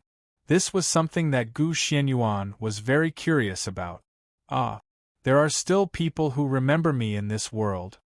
After listening to Yi Wenjun's recitation, Li Bai finally showed a somewhat gratified expression. However, Li Bai didn't have time to be gratified for long. He found that his neck was once again pressed against the tip of a sword.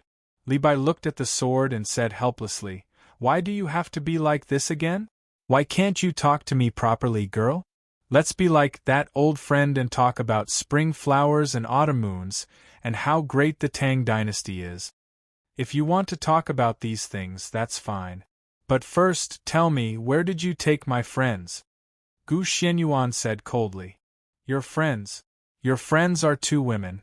One is around 50 years old, with a stern look on her face, and has 4 sword sheaths hanging on her waist. The other is a young girl around 20 years old? Li Bai asked as he yawned. That's them. Gu Xuanyuan nodded her head. Although Li Bai's description wasn't very accurate, it all matched up with Lu Shihua and Mu Shui's sword spirit. For 2 women to appear in this place at this time and place, other than Mu Shui's sword spirit and Lu Shihua, there was no other possibility. Oh, then you don't need to look for them. Li Bai sighed, they're already dead. I buried them with my own hands. It's already been a few hours. Restrain your grief and accept fate. Although she had already guessed that Lu Shihua and Mu Shui's lives were already gone, hearing Li Bai say these words with her own ears, Gu Xuanyuan still felt like a bolt from the blue had exploded in her mind. Gu Xuanyuan had a feeling that Li Bai wasn't lying. What he said was the truth. No matter what sword wielders Lu Shihua and Mu Shui's sword spirit were, with their bodies buried in the sand for a few hours, even an Emperor sword-grade medical pod wouldn't be able to save them. Lu Shihua was already dead. Gu Xuanyuan couldn't help but think of every memory she had with Lu Shihua. From when Lu Shihua had saved her from the ruins with Gu Xuanyuan's attitude, she had lived in Lu Shihua's house for a month. Lu Shihua had taken good care of her meticulously. Lu Shihua had followed her to learn the sword. In Yuzhang City's court, when she had handed over the position of Yuzhang City's sword tower pavilion master to her, and when she had gone to Shanhai Pass and waved goodbye to Lu Shihua. Who would have thought that this would be their farewell forever? Then you can die too. The Zhu Xian sword in Gu Xuanyuan's hand flashed. This battle with the poet immortal was unavoidable. Chapter 1151. Why are we fighting? Li Bai revealed a puzzled expression. I have just arrived in this world. Moreover, I have no enmity with Miss, so why does Miss want to kill me? Less nonsense. Gu Xianyuan was not willing to listen to Li Bai's explanation anymore. The Zhu Xian sword in her hand suddenly shook out countless sword qi. Each of these sword qi could easily tear apart steel.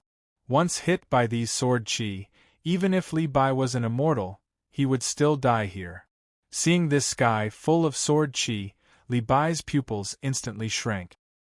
He knew that this beautiful young lady was not joking with him. She really wanted to kill him. Flying sword art floating clouds, vassals come west.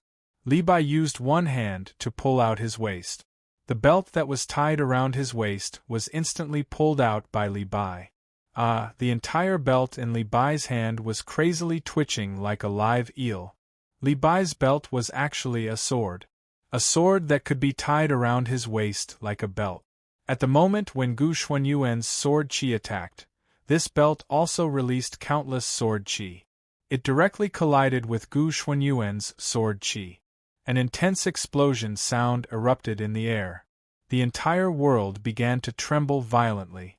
The yellow sand on the ground flew in all directions under the attack of the sword qi. In an instant it filled the entire space. It was as if they had arrived in a huge haze where the visibility was less than a meter. Yi Wenjun stood in the same place. He looked around him in panic. As far as the eye could see, he could only see the yellow sand dancing in the air. The visibility had already dropped to less than a meter. At this moment, if Yi Wenjun stretched out his hand straight forward, he would not be able to see his palm clearly. This was a blank world. A world that could be called a yellow night, just like the dark night. However, although Yi Wenjun was unable to clearly see the situation in his surroundings, he could sense from the violent explosions ringing in his ears, as well as the increasingly dense yellow sand that wished to bury him. Gu Xianyuan and Li Bai were currently engaged in an incomparably intense battle. Furthermore, this battle was becoming more and more intense. Perhaps both sides had already reached the point where they were fighting to the death. In this pitch-black yellow night, Yi Wenjun had lost the ability to control time and space. He did not know how much time had passed. He also did not know if he had moved or not. Luckily, I have a personal terminal. Just as Yi Wenjun was about to use his personal terminal to determine the time, he was horrified to find that the time function of his personal terminal was actually messed up. The number representing the time jumped thousands of times per second. Obviously, the personal terminal's timekeeping function was disrupted by some force. Could it be that their swordsmanship has reached a level where they can interfere with time and space? Yi Wenjun looked in the direction of the explosion in horror. This discovery had already exceeded Yi Wenjun's imagination. What kind of swordsmanship could be so powerful? Helpless, Yi Wenjun could only completely give up on probing into time and helplessly wait for the battle to end. As far as Yi Wenjun knew, some battles between top experts were very short as a few seconds to decide the winner. Some of them were so long that they wouldn't end even after 100 years. After about 20 to 30 math lessons, Yi Wenjun suddenly realized that the intense explosion had disappeared without a trace. Then, the yellow sand that filled the sky began to slowly disperse. Even the chaotic time on his personal terminal had returned to normal. However, this time was still at the moment when the battle began. Yi Wenjun knew that it should be over by now. The yellow night was about to disperse.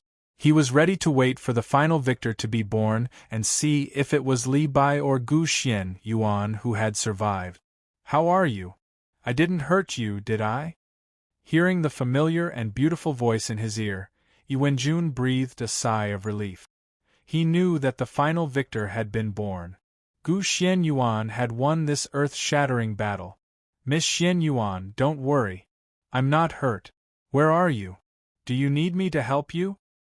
"Give me the med bay." Gu Xianyuan stopped mid-sentence. Yi Wenjun felt a heavy body pressing down on him. "Miss Xianyuan. Miss Xianyuan." Yi Wenjun struggled to hold Gu Xianyuan's body in his arms. As a result, he found that Gu Xianyuan's current condition was quite bad. Her body was covered with all kinds of scars. Blood flowed out of Gu Xianyuan's body quickly. Soon, Gu Xianyuan and Yi Wenjun's body were all dyed bright red. It seemed that although Gu Xianyuan had won the battle with Li Bai, Gu Xianyuan had also suffered great damage from Li Bai. Judging from the current state, if it was delayed for a while, Gu Xianyuan was likely to die from exhaustion of her blood. Therefore, just like what Gu Xianyuan said before she fainted, Yi Wenjun must immediately take out his med bay and put Gu Xianyuan in for treatment. However, Yi Wenjun seemed to have forgotten about this point, and was just constantly shaking Gu Xuanyuan's body, slapping Gu Xuanyuan's face, wanting to wake Gu Xianyuan up from his unconscious state. However, this was obviously an impossible thing. Yi Wenjun's actions not only did not wake Gu Xianyuan up, but because of the violent shaking, Gu Xianyuan's wounds were unable to heal by themselves. More blood was shaken out by Yi Wenjun during the shaking process. As Gu Xianyuan lost more blood, Gu Xianyuan's face became pale, her skin became cold, and her breathing became extremely weak. Even if Gu Xianyuan had completely stopped breathing, Yi Wenjun still kept shaking until she could no longer shake out a single drop of blood. Only then did Yi Wenjun stop her movements. She panted crazily and screamed as if she had seen a ghost. She threw Gu Xianyuan's body away, letting it roll a few times in the desert. Those bloody wounds were instantly covered with hot yellow sand, and her whole body was like a little yellow man. Wah! Seeing this scene, Yi Wenjun raised both of her hands to the sky. She wanted to tear her vocal cords apart. After letting out a crazy cry, she fell to the ground powerlessly and began to cry loudly. Wah! I'm a beast. I'm a bastard, wah! Yi Wenjun was like a child who had done something wrong, crying helplessly. However, she was also like a child who had done something wrong. Her crying was mixed with some self-comforting perfunctory words, but there was not much remorse to speak of. You've succeeded. What are you crying for? Crocodile tears? Behind Yi Wenjun, a faint voice that sounded like the voice of a big boss behind the scenes suddenly rang out. It was hard to tell whether it was a man or a woman. Yi Wenjun did not know what to say. She could only use an even more miserable cry to cover up her complicated feelings. Let's go. There is no longer any value in staying here. This voice appeared in front of Yi Wenjun again. Yi Wenjun raised her head and saw a completely black sword floating in front of her. However, Yi Wenjun did not have any surprised expression. It was obvious that Yi Wenjun had long been accustomed to the existence of this sword. And this sword seemed to be hiding behind Yi Wenjun, the culprit who had suddenly planned everything. Why? Why do you want me to do such a thing? Yi Wenjun suddenly raised her head and questioned Black Sword with a strange, torn expression. Do you know? She is my benefactor's biological sister. Without my benefactor, I would have died in Yuzhong City. But now, you want me to kill my benefactor's biological sister. This biological sister wanted to protect me before she died, and asked if I was injured. What did you make me do? How strange. Didn't you do it yourself? Black Sword began to circle Yi Wenjun's body and said leisurely, Don't forget, I've never controlled your body.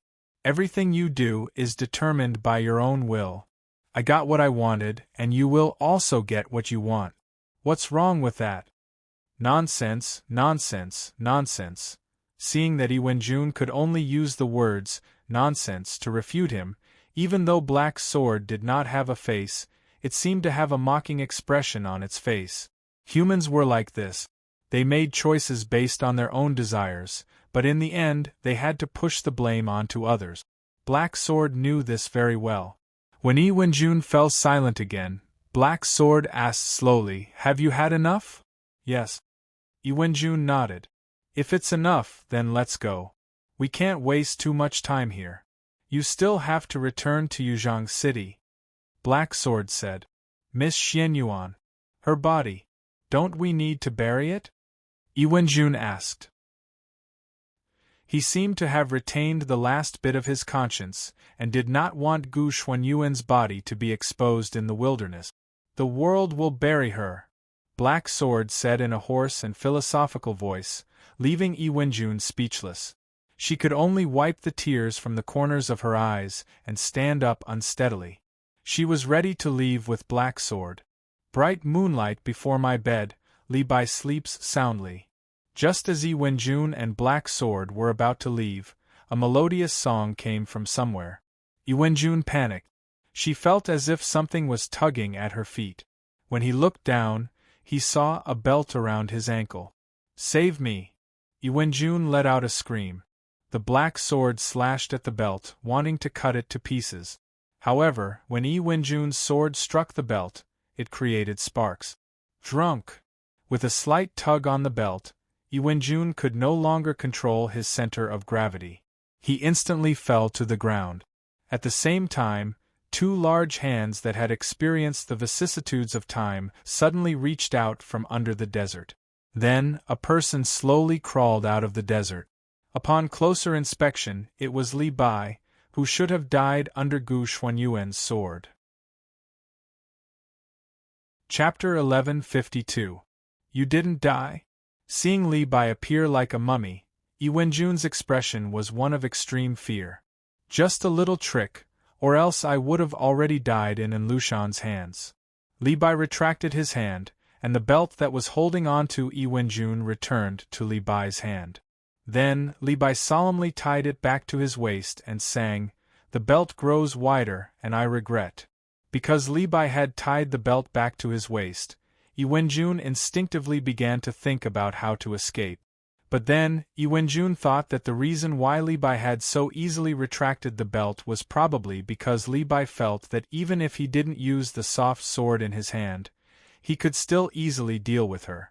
Thinking of this, Yi Wenjun immediately gave up on the idea of escaping. "What do you plan to do with me?" Yi Wenjun seemed to have calmed down, and very calmly asked Li Bai. "I don't know." Li Bai shook his head. "I just arrived here, and I was inexplicably involved in a battle with such a strong person. Are there strong people like this everywhere in this world?" "That's not it. I'm afraid you've met the most abnormal of us all." Yi Wenjun smiled helplessly. "Then tell me, what's going on in this world? Why do you guys want to kill me as soon as you see me? I clearly didn't hurt any of you, okay?" Li Bai also smiled bitterly. "I'll have to start from where you guys came from 1,000 years ago." Yi Wenjun spent a few minutes to roughly tell Li Bai about the Great Apocalypse. Later, Li Bai asked why the humans of today hadn't heard his poem, so Yi Wenjun also confessed the story of the Great Apocalypse to Li Bai. While Yi Wenjun was speaking, the black sword floated quietly beside Yi Wenjun. The sword can actually transform into a girl's appearance. After listening to Yi Wenjun's narration, Li Bai's face was full of disbelief. He touched his belt and said thoughtfully, "Then can my green lotus sword also transform into the sword lady you speak of?" "I'm afraid not." Yi Wenjun explained the rules of the sword lady to Li Bai. Only a treasure sword that was born in this world could transform into a sword lady. "Is that young lady also a sword maiden?" Li Bai speculated. "This? Of course." Yi Wenjun instinctively wanted to deny Li Bai's guess, but his heart skipped a beat and he changed his words. "That sword maiden attacked me as soon as she saw me, and it's all because of you. You framed me, didn't you?" After Li Bai understood the general situation of this world, he revealed the truth that Yi Wenjun feared the most with a gloomy expression. "Yes, it's me." Yi Wenjun admitted it without hesitation. "Tell me, how did you frame me? Why did you frame me?" Li Bai asked the question that puzzled him the most. This was because Li Bai had been dumbfounded the entire time and had been passively involved in this conspiracy. "Actually, I met Lord Li Bai yesterday." Yi Wenjun hesitated for a while, but still decided to tell the truth. Otherwise, if she incurred Li Bai's wrath, she wouldn't be able to escape. "Yesterday. I remember now." Li Bai nodded thoughtfully. That day I was practicing my swordsmanship nearby, and I met two girls who were fleeing, so I saved them. Now that I think about it, the person who chased after those two girls was probably you." "That's me." Iwenjun nodded. "So after you saw my swordsmanship, you planned to use my sword to kill someone, and get me to help you get rid of that sword maiden?" Li Bai asked again. "Yes." Iwenjun admitted it again. "That's strange. That sword maiden's swordsmanship wasn't any weaker than mine. If I hadn't hidden in the sandpit and pretended to be dead, I'm afraid I would have been killed by that sword maiden. It didn't seem like you wanted to use my hand to kill that sword maiden, but more like you wanted to use that sword maiden to kill me. I didn't know. I didn't know that Gu Xianyuan was this powerful. I thought that with your strength, you would be able to kill her easily," Iwenjun said with a bitter smile. "That's not right." Li Bai thought for a moment, then said, "Yesterday Bai left this place. If it wasn't for the red sun being split by the sword chi, Bai wouldn't have returned here. Bai has always been at ease. Even Bai doesn't know where Bai stays at night. How can you guarantee that you'll be able to find Bai with that sword maiden?" "Actually, someone has been following you, Lord Li Bai. It's just that Lord Li Bai doesn't know it," Iwenjun said. Li Bai's eyes swept over Iwenjun's body, and finally stopped on the black sword. He said thoughtfully, "The thing that's been following Bai is this black sword?" "Lord Li Bai is wise," Iwenjun admitted again. "How did this black sword follow Bai?" Li Bai revealed a confused expression. "It's not that Bai is boasting, but even if there was a fly following Bai, Bai would be able to easily detect it. How did such an obvious black sword follow Bai and escape Bai's detection? Because this black sword can enter the void." As soon as Iwenjun's voice fell, a void door appeared next to the black sword. The black sword cut through the void door and disappeared without a trace. "It really is magical." Li Bai jumped up in shock. Just a second ago, this black sword was in Li Bai's detection, but in the next second, it completely left Li Bai's detection. This is something that Li Bai has never encountered before. Lord Li Bai doesn't know about the void? Doesn't it have the ability to enter the void? Iwenjun was also shocked. What is the void? It's the crack that appeared just now. Bai has always only learned some sword skills. Things like the void are things that ox-nosed Taoists like to study. Bai has never been interested in anything like that. I can't believe that this Li Bai is just a meteor realm Yuan Ko. This is unbelievable. A meteor realm Yuan Ko can cause a commotion that isn't any weaker than any immortal sword wielder. At this time, Iwenjun realized that Li Bai was actually a meteor realm Yuan Ko who didn't have the ability to travel through the void.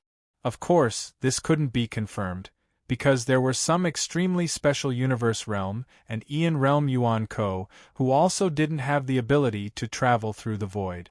Okay, Bai has a general understanding of the situation, but there's one last question.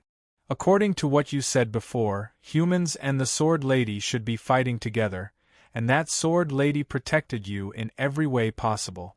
If she hadn't risked her injuries to block a few sword chis attacking you, I'm afraid that the Sword Maiden would still be alive and well, and you would have been turned into a pile of minced meat long ago.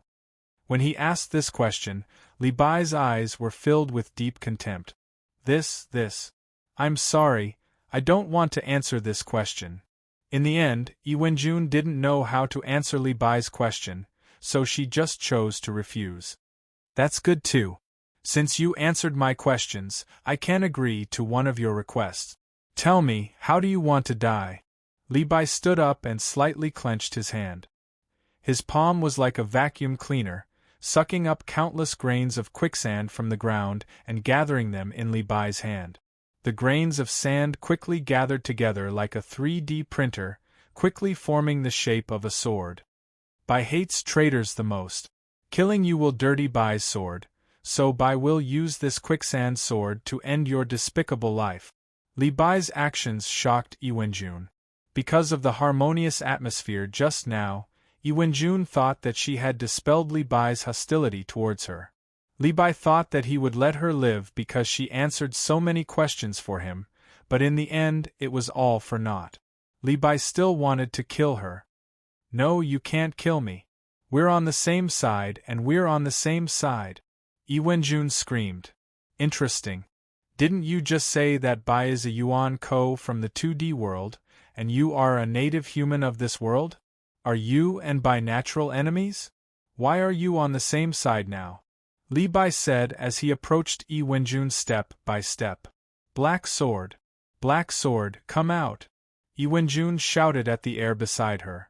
Soon, a crack appeared in the void again, and the black sword that had disappeared in the void returned to normal. "Look at this black sword. This is not an ordinary black sword, it is Ming Yuan Jiandi's token. I am Ming Yuan Jiandi's. Ming Yuan Jiandi, do you know? She's the most powerful Yuanko, just like you. I'm her collaborator, we're one." Yi Wenjun had no choice but to reveal her biggest secret. It turned out that Yi Wenjun was backed by Ming Yuan Jiandi, the biggest traitor in human history. "I don't know any Ming Yuan Jiandi." Li Bai shook his head. "No matter who you work for, you are a traitor. You can die now." Li Bai was unmoved. The sand sword in his hand reflected the light of the sun, as if announcing Yi Wenjun's death. "No. I can't die. The shrouding heavens family hasn't been revived in my hands yet. How can I die in the hands of a Yuan Ko?" Yi Wenjun grabbed the black sword and said, "Ming Yuan Jiandi, save me. You promised me that you would use the giant void hand to take me away if I was in danger. My life wouldn't be in any danger. Hurry and save me. Save me." Unfortunately, no matter how much Yi Wenjun screamed and begged, the black sword did not respond. "Traitor, looks like you've been betrayed too." Seeing this, Li Bai couldn't help but smile mockingly. "This is a laughable life. I hope you can remember this life's lesson and be a good person in your next life." With that, Li Bai slashed down with the sand sword, aiming for Yi Wenjun's white neck. Chapter 1153. In the end, Yi Wenjun didn't die under Li Bai's sword because a sword blocked Li Bai's blade. However, this sword wasn't the Netheriris Sword Emperor's black sword but Gu Xuanyuan's exterminating immortal sword. Li Bai raised his head and saw Gu Xianyuan, who was covered in sand, standing behind Yi Wenjun in a sorry state. She used the Zhu Xian sword in her hand to block his quicksand sword. "What? Did I become a good person for nothing?" Li Bai laughed at himself, then dispersed the quicksand sword. Since the victim stopped him from killing this beast, then why should he be a bad person who didn't know what was good for him? "Apologies, Lord Li Bai, I still have some questions to ask him. He can't die now," Gu Xianyuan said apologetically. "Ah, ghost." Yi Wenjun, who reacted, turned his head and saw Gu Xuanyuan's calm face. He jumped up as if he had seen a ghost, and started to run away frantically. Gu Xianyuan didn't chase after him, and just shot out a sword chi from the Zhu Xian sword in his hand, which cut through Yi Wenjun's legs and hit his hamstring.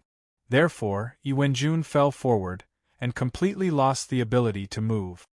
He could only lie on the ground and wait for Gu Xuanyuan's judgment. "Why?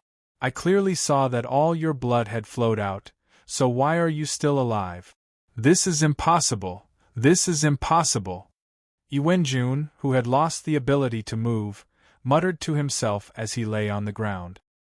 He still couldn't believe that Gu Xianyuan was unharmed. "My blood has indeed flowed out, but this doesn't mean that I'm dead." A small capsule the size of a BB bullet suddenly appeared in Gu Xuanyuan's hand. Through the transparent shell of the capsule, it could be seen that this capsule contained some golden liquid. Emperor's blood. Yi Wenjun was, after all, a descendant of the Emperor's sword family, and his knowledge far surpassed other sword wielders. Therefore, he immediately recognized what was in Gu Xuanyuan's hand, and understood that he had been tricked by Gu Xianyuan. Gu Xianyuan shouted for Yi Wenjun to quickly use the medical pod to save him, but he secretly had a capsule with Emperor's blood in his mouth. Gu Xianyuan did this to test Yi Wenjun's reaction, to see if Yi Wenjun had the intention to kill her. In the end, the naive Yi Wenjun fell for it. He really thought that this was a great opportunity to kill Gu Xianyuan, so not only did he not put Gu Xianyuan into the medical pod in time, he even shook Gu Xuanyuan's body with all his might, trying to shake all the blood out of Gu Xuanyuan's body. In the end, just as Gu Xianyuan was about to completely lose consciousness, she bit open the sovereign blood capsule hidden in her mouth. Under the effect of the sovereign blood, her body, which had originally become an empty shell, began to produce new blood at a crazy rate. This was because Yi Wenjun had already believed in the illusion that Gu Xianyuan had lost all of her blood.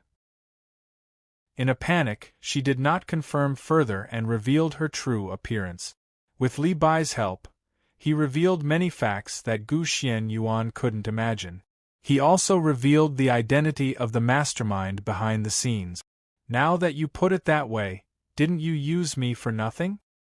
Hearing the conversation between Gu Xianyuan and Yi Wenjun, Li Bai said with some dissatisfaction, "Did you already know that I was hiding in the sandpit, but deliberately didn't find me, so that I could help you force out the truth? That's not it. I never thought that Lord Li Bai would actually stand on the side of justice." Gu Xianyuan spread out her hands. "To be honest, I thought that Lord Li Bai was together with him, and just wanted to take a look. That's where you're wrong. How can there be a side of justice in this world? You're just thinking that you're righteous for nothing." Li Bai's face was full of sarcasm. "No." Hearing Li Bai's sarcasm, Gu Xianyuan suddenly became incomparably serious, and said solemnly, "I am justice. I am the partner of justice." "Is that so?" Hearing Gu Xuanyuan's words, Li Bai looked indifferent on the surface, but his heart was in turmoil. Li Bai had to admit that he was moved by these words. "Next, it's your business." After Li Bai finished speaking, Gu Xianyuan walked over to Yi Wenjun's side, looking at Yi Wenjun, who was constantly struggling to get up from the ground. Gu Xianyuan let out a long sigh, and said somewhat woodenly, "If you weren't the descendant of Zhe Tianjiendi, if you weren't the only descendant of I Ching, I would definitely kill you, and get rid of a scourge like you for humanity. But since you're the only descendant of I Ching, then I'll let you off the hook. If you tell me the whole story, I can let you live. If you promise not to tell anyone about what happened today, then I can tell you the truth." Yi Wenjun's words had not finished when the black sword suddenly jumped out of the void, and said with a sharp and gloomy voice, "Yi Wenjun, don't forget your beloved woman." Noisy. No one was able to clearly see what Gu Xuanyuan's actions were. In the next second, the black sword was grabbed by Gu Xuanyuan's hand. Even the black sword itself was caught off guard, and was completely unable to react, while its mouth was still threatening Yi Wenjun. "I want to see, what is your true face?" As Gu Xuanyuan's voice fell, a large amount of sword essence was injected into the black sword through Gu Xuanyuan's right hand. Because this black sword was not Gu Xuanyuan's sword mother, or perhaps this flying sword was not even a sword mother, when a large amount of sword essence was forcefully injected into it, the black sword faced the fate of collapse. Sure enough, after Gu Xianyuan absorbed about 10,000 quarks of sword essence, the entire black sword began to tremble violently, and the black color on the surface of the blade actually began to fall off bit by bit, revealing the color of white iron within. "Ah!" The black sword let out a scream. It seems like the person hiding behind the black sword was suffering a great deal of pain. "Gu Xianyuan, Gohan, you are only a part of fate, you cannot escape the end of fate." After leaving behind a heart-wrenching scream, the black sword no longer made any sound, and at this time, the black surface of the black sword had completely fallen off, revealing its true sword body. A man-made sword mother aqua blue sword? Looking at the true appearance of the black sword, Gu Xianyuan had an expression of, "I have already guessed it." Gu Xianyuan had already guessed that the true body of this black sword was most likely a man-made sword mother. Obviously, the reason why this black sword could speak like a human, and could even split the void, was because the mastermind's consciousness fragment was hidden within this black sword. And it was impossible for a normal sword to store a consciousness fragment, only a man-made sword mother could do this. Of course, a natural sword mother could also do this, but using a natural sword mother to store a consciousness fragment was a little too extravagant. Moreover, the natural sword mother itself happened to have a strong consciousness, unless the sword mother herself did not want to live, or the entire natural sword mother was destroyed. Otherwise, even if the flood-level Yuan Ko made a move, it would be impossible to directly erase the natural sword mother's consciousness, so the true body of this black sword could only be a man-made sword mother. I wonder if this man-made sword mother can still be used normally. Gu Xianyuan hesitated as he looked at the man-made sword lady that had revealed its true appearance. This man-made sword lady looked as good as new, without any abnormalities at all. It would be a pity if it was destroyed just like that. After all, every man-made sword lady required a large amount of resources to create. But this was, after all, a man-made sword mother that was once occupied by the consciousness fragment of the mastermind. If that mastermind had placed some traps inside the sword mother, when the new sword wielder synchronized with this man-made sword mother, would he be like the current Yi Wenjun, tempted by the consciousness fragment, and degenerate into a traitor of humanity? Put this sword on me. Suddenly, the execution immortal sword in Gu Xuanyuan's hand spoke. Hearing this, Gu Xianyuan did as she was told without hesitation, and put the two swords together.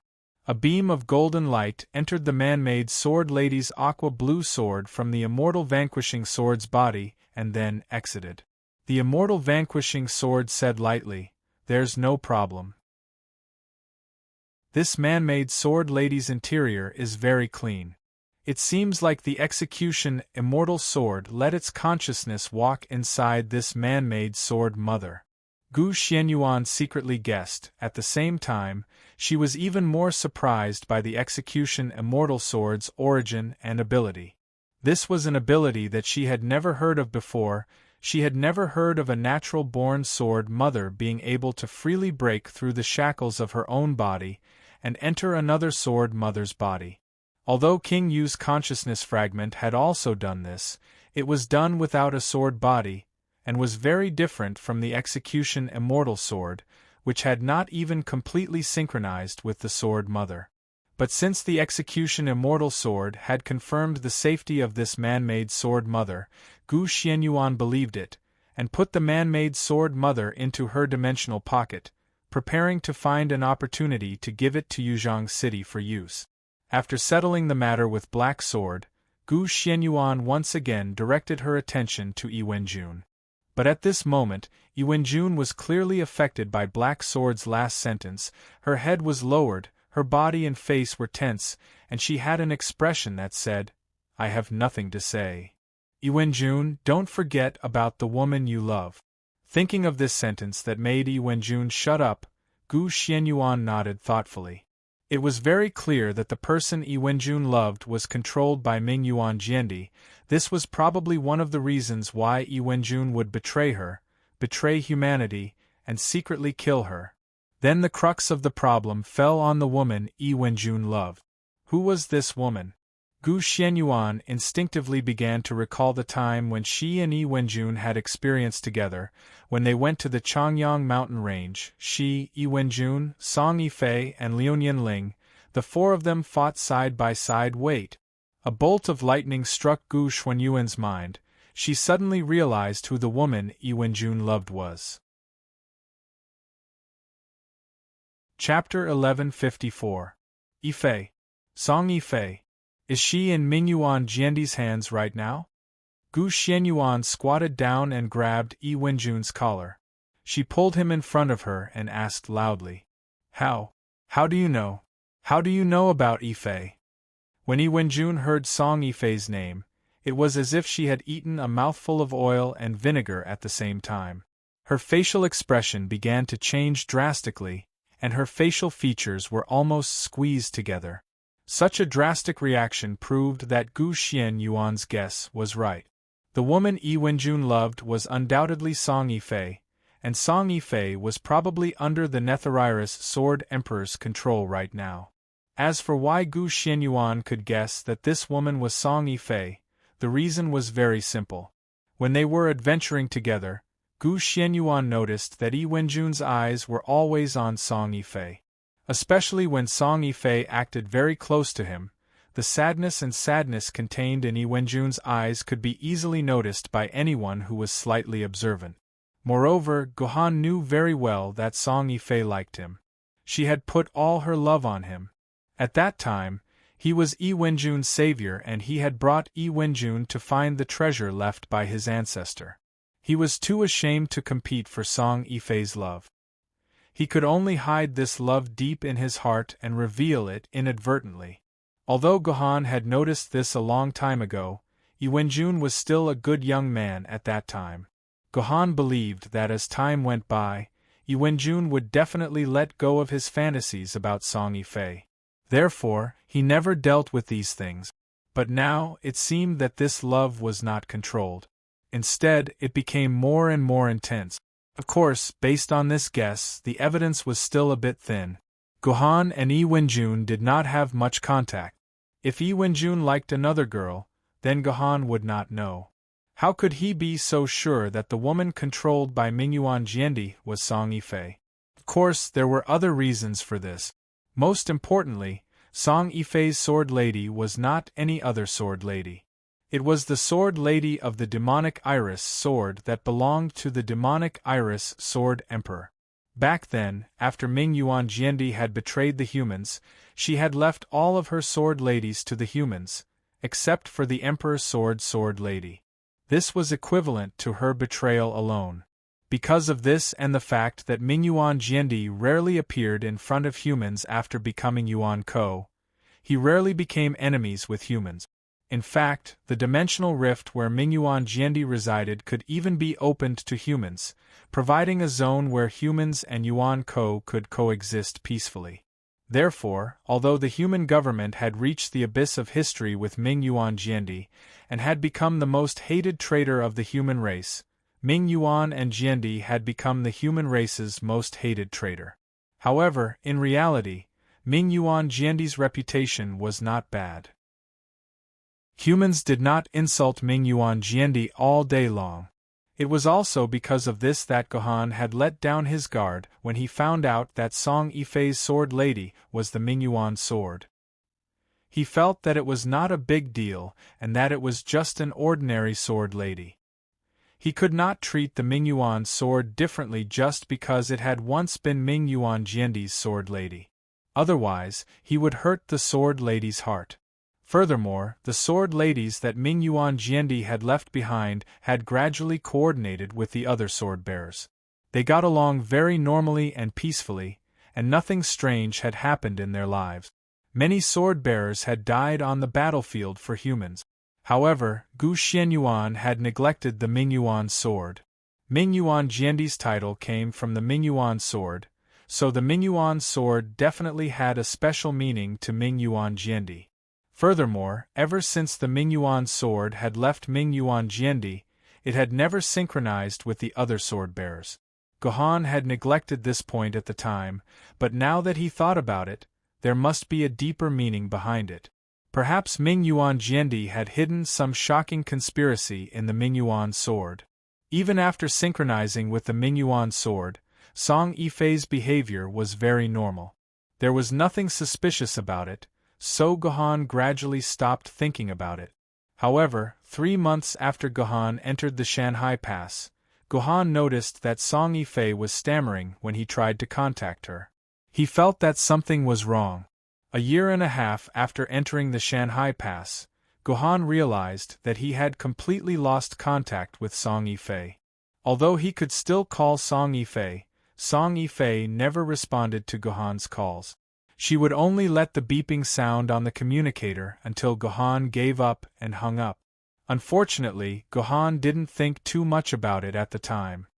He only thought that Song Yifei might have given up on his friendship and found a new love of her own, so she didn't want to contact him anymore. However, because he was like a little girl and didn't want to hang up, Guhan almost never contacted Song Yifei again. He hoped that Song Yifei would find her own happiness. Now, it seemed that Guhan was very wrong. Song Yifei might not have fallen into a new love, but had fallen into Ming Yuan Jiandi's hands.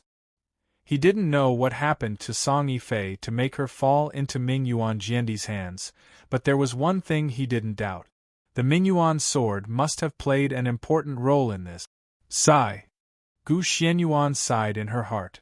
I haven't rescued Lu Shihua yet, I haven't solved the problem with the Immortal Slayer sword, and I haven't found Artoria yet.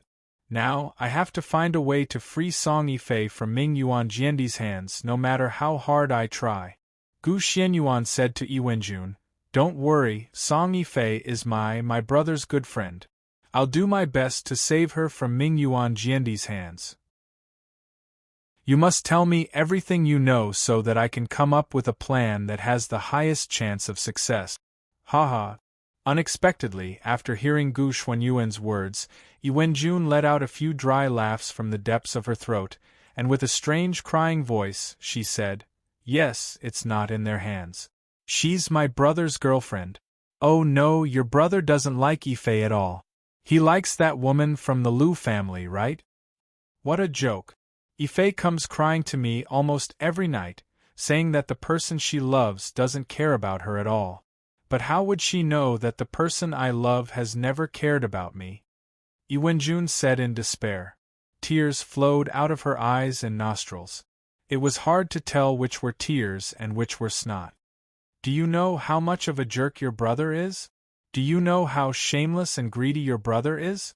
Yi Wenjun screamed like a parrot that had been strangled. It doesn't matter if your brother loves the women of the Lunyan clan or the power of the Lunyan clan. Since he has never cared about Yifei, why didn't he just tell Yifei? Why didn't he kill Yifei's thoughts so that Yifei could be with me? He's hanging like this. It's very interesting to hang like this, isn't it? It shows how charming he is, isn't it? It shows how kind and loving he is, and how he doesn't want to be hurt, isn't it? It proves that he is the main character of the harem novel, and that I, Yi Wenjun, am just a pitiful villain, right? Yi Wenjun's series of deafening questions caused Gu Xuanyuan's hand to loosen, and Yi Wenjun lost his support and fell back onto the desert. But at this moment, Yi Wenjun's emotions had already erupted to the extreme. Both of his hands were tightly inserted into the scorching hot yellow sand, both of his fists were grabbing out handfuls of yellow sand, crazily throwing them towards the sky, many of which hit Gu Xuanyuan's body, hitting Gu Xuanyuan's eyes. Gohan, you bastard! You bastard! Yi Wenjun screamed at the top of his lungs. Every word was filled with deep hatred for Gohan. At this moment, Gu Xianyuan suddenly understood that even if Song Yifei wasn't controlled by Ming Yuan Jiandi, Yi Wenjun would still reach out to him in the end to take the cruelest and most useless revenge for his lost love. Do you know? After these negative emotions were vented out, Yi Wenjun's eyes finally recovered a bit of clarity. He raised his head and said to Gu Xianyuan in a hoarse voice, Do you know? It's not that she ended up like this because of your little brother. It's because of your little brother's ruthlessness towards her and his disdain towards her that she fell into despair. That's why she was bewitched by Ming Yuan Jiandi. Both of our tragedies are because of your little brother, it's all because of your little brother. Yi Wenjun cried and successfully pushed the blame onto Gohan's head. No, my little brother never disdained Song Yifei.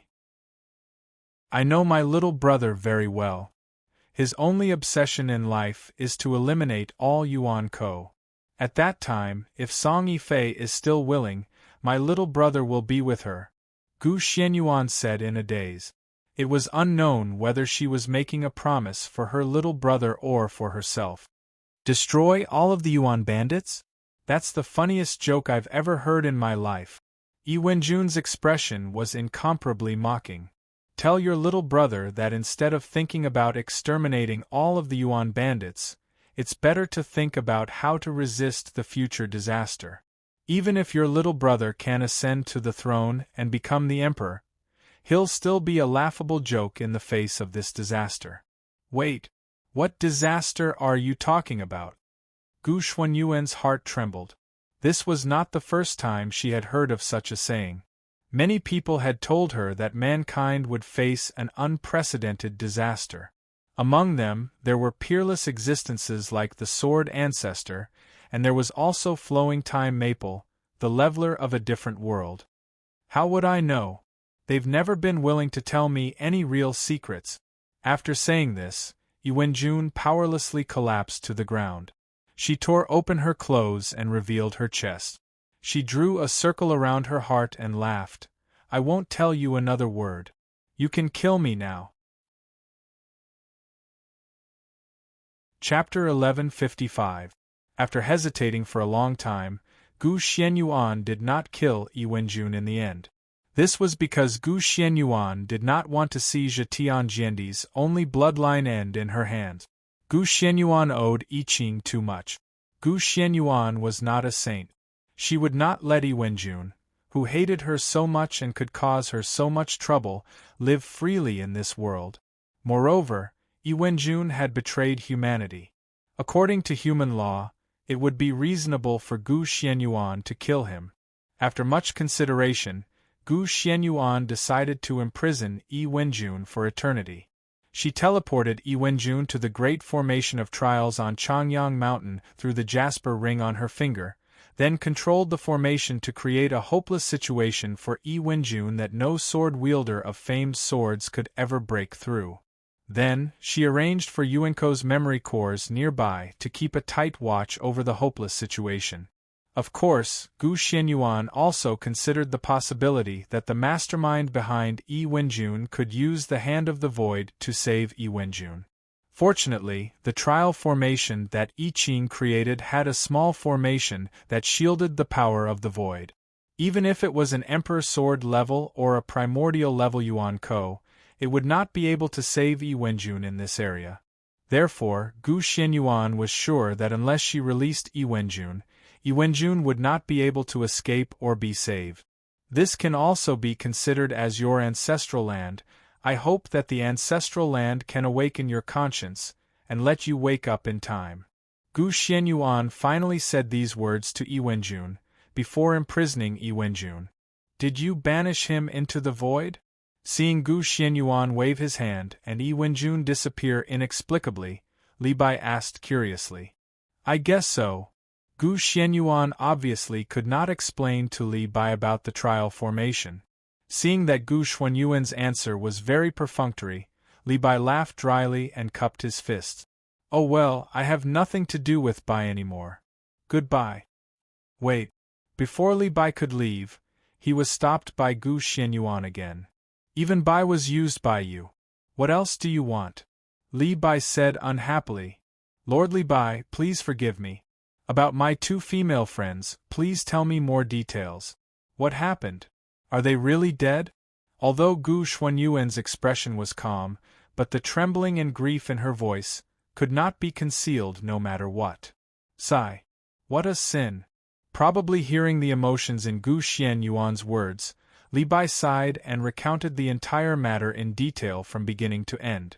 It turned out that Li Bai came to this world 5 days ago. As for how Li Bai came to this world, Li Bai deliberately avoided it. Of course, this had nothing to do with Lu Shihua, so Gu Xianyuan didn't ask this question, although Gu Xianyuan really wanted to know the story behind it. After coming to this world, Li Bai was very confused at first. At one point, he thought that he had been teleported away. He never thought that he had come to another world. It wasn't until Li Bai found the ruins of a city in the desert and found an incomplete copy of Romance of the Broken Tang Dynasty that he realized that he might have come to the future world. In the next few days, Li Bai tried to find some living people to answer the questions in his heart. However, Li Bai didn't meet a single living person. Instead, he met some strange monsters with many magical abilities. Li Bai fought with these monsters a few times and discovered that not only did these monsters have very strange abilities, they would not leave behind corpses after they died. All of them were suddenly sucked away by a whirlpool that suddenly appeared. Later, Li Bai even thought that humans might have perished because of these strange monsters. Of course, Li Bai didn't know that he was actually the same as these monsters, Yuan Ko. Yesterday afternoon, Li Bai, who was in a depressed mood, began to practice his sword art in the desert. This was also the origin of the sword mark that Gu Xianyuan saw before. As a result, Li Bai was halfway through practicing his swordsmanship when he found two women running for their lives in a frenzy. Behind the two women, there was a large group of monsters chasing after them. It wasn't easy for him to see his own kind, so Li Bai naturally chose to attack without hesitation. A few sword auras sent all the monsters back into the dimensional whirlpool. When he turned around, he saw two women, but they were covered in all kinds of wounds. Their blood was almost completely drained, just like Gu Xianyuan. Their consciousness had also become muddled due to the excessive blood loss caused by the long period of escape. Both of them were on the verge of death. Later, Li Bai took them to an oasis to treat them. When he asked them some questions, the two women were already dead. Li Bai had no choice but to put them in a coffin and bury them in an oasis with beautiful mountains and clear waters. Don't think that Bai likes to drink and write poems, but Bai is actually a very good doctor.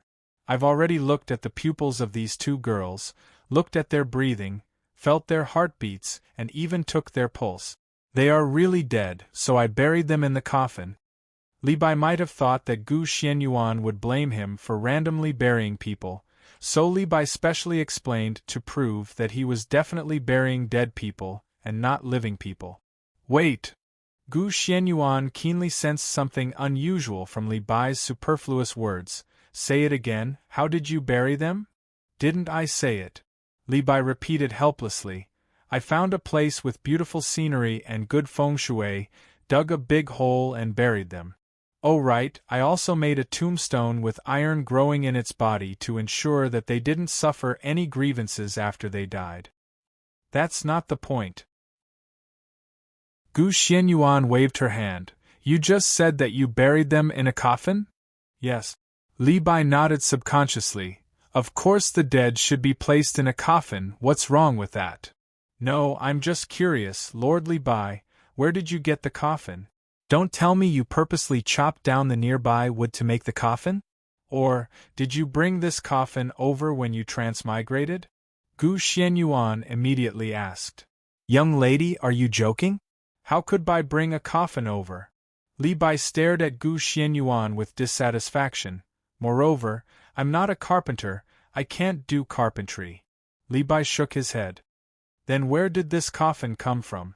Li Bai hesitated for a moment, then said hesitantly, You might not believe it, but these coffins suddenly appeared by themselves, and these two key coffins are made of transparent crystal, and the coffins can even glow. Bai has never seen such a magical coffin before. I'm afraid that even the Emperor can't afford to use a coffin like this. How is this a coffin? It's clearly a medical pod.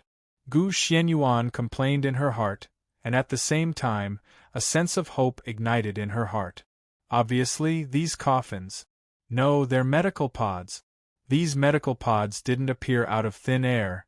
They were taken out from the dimensional pocket by Lu Shihua and Mu Shui's sword spirit before they completely lost consciousness, so that Li Bai could place them into the medical pods.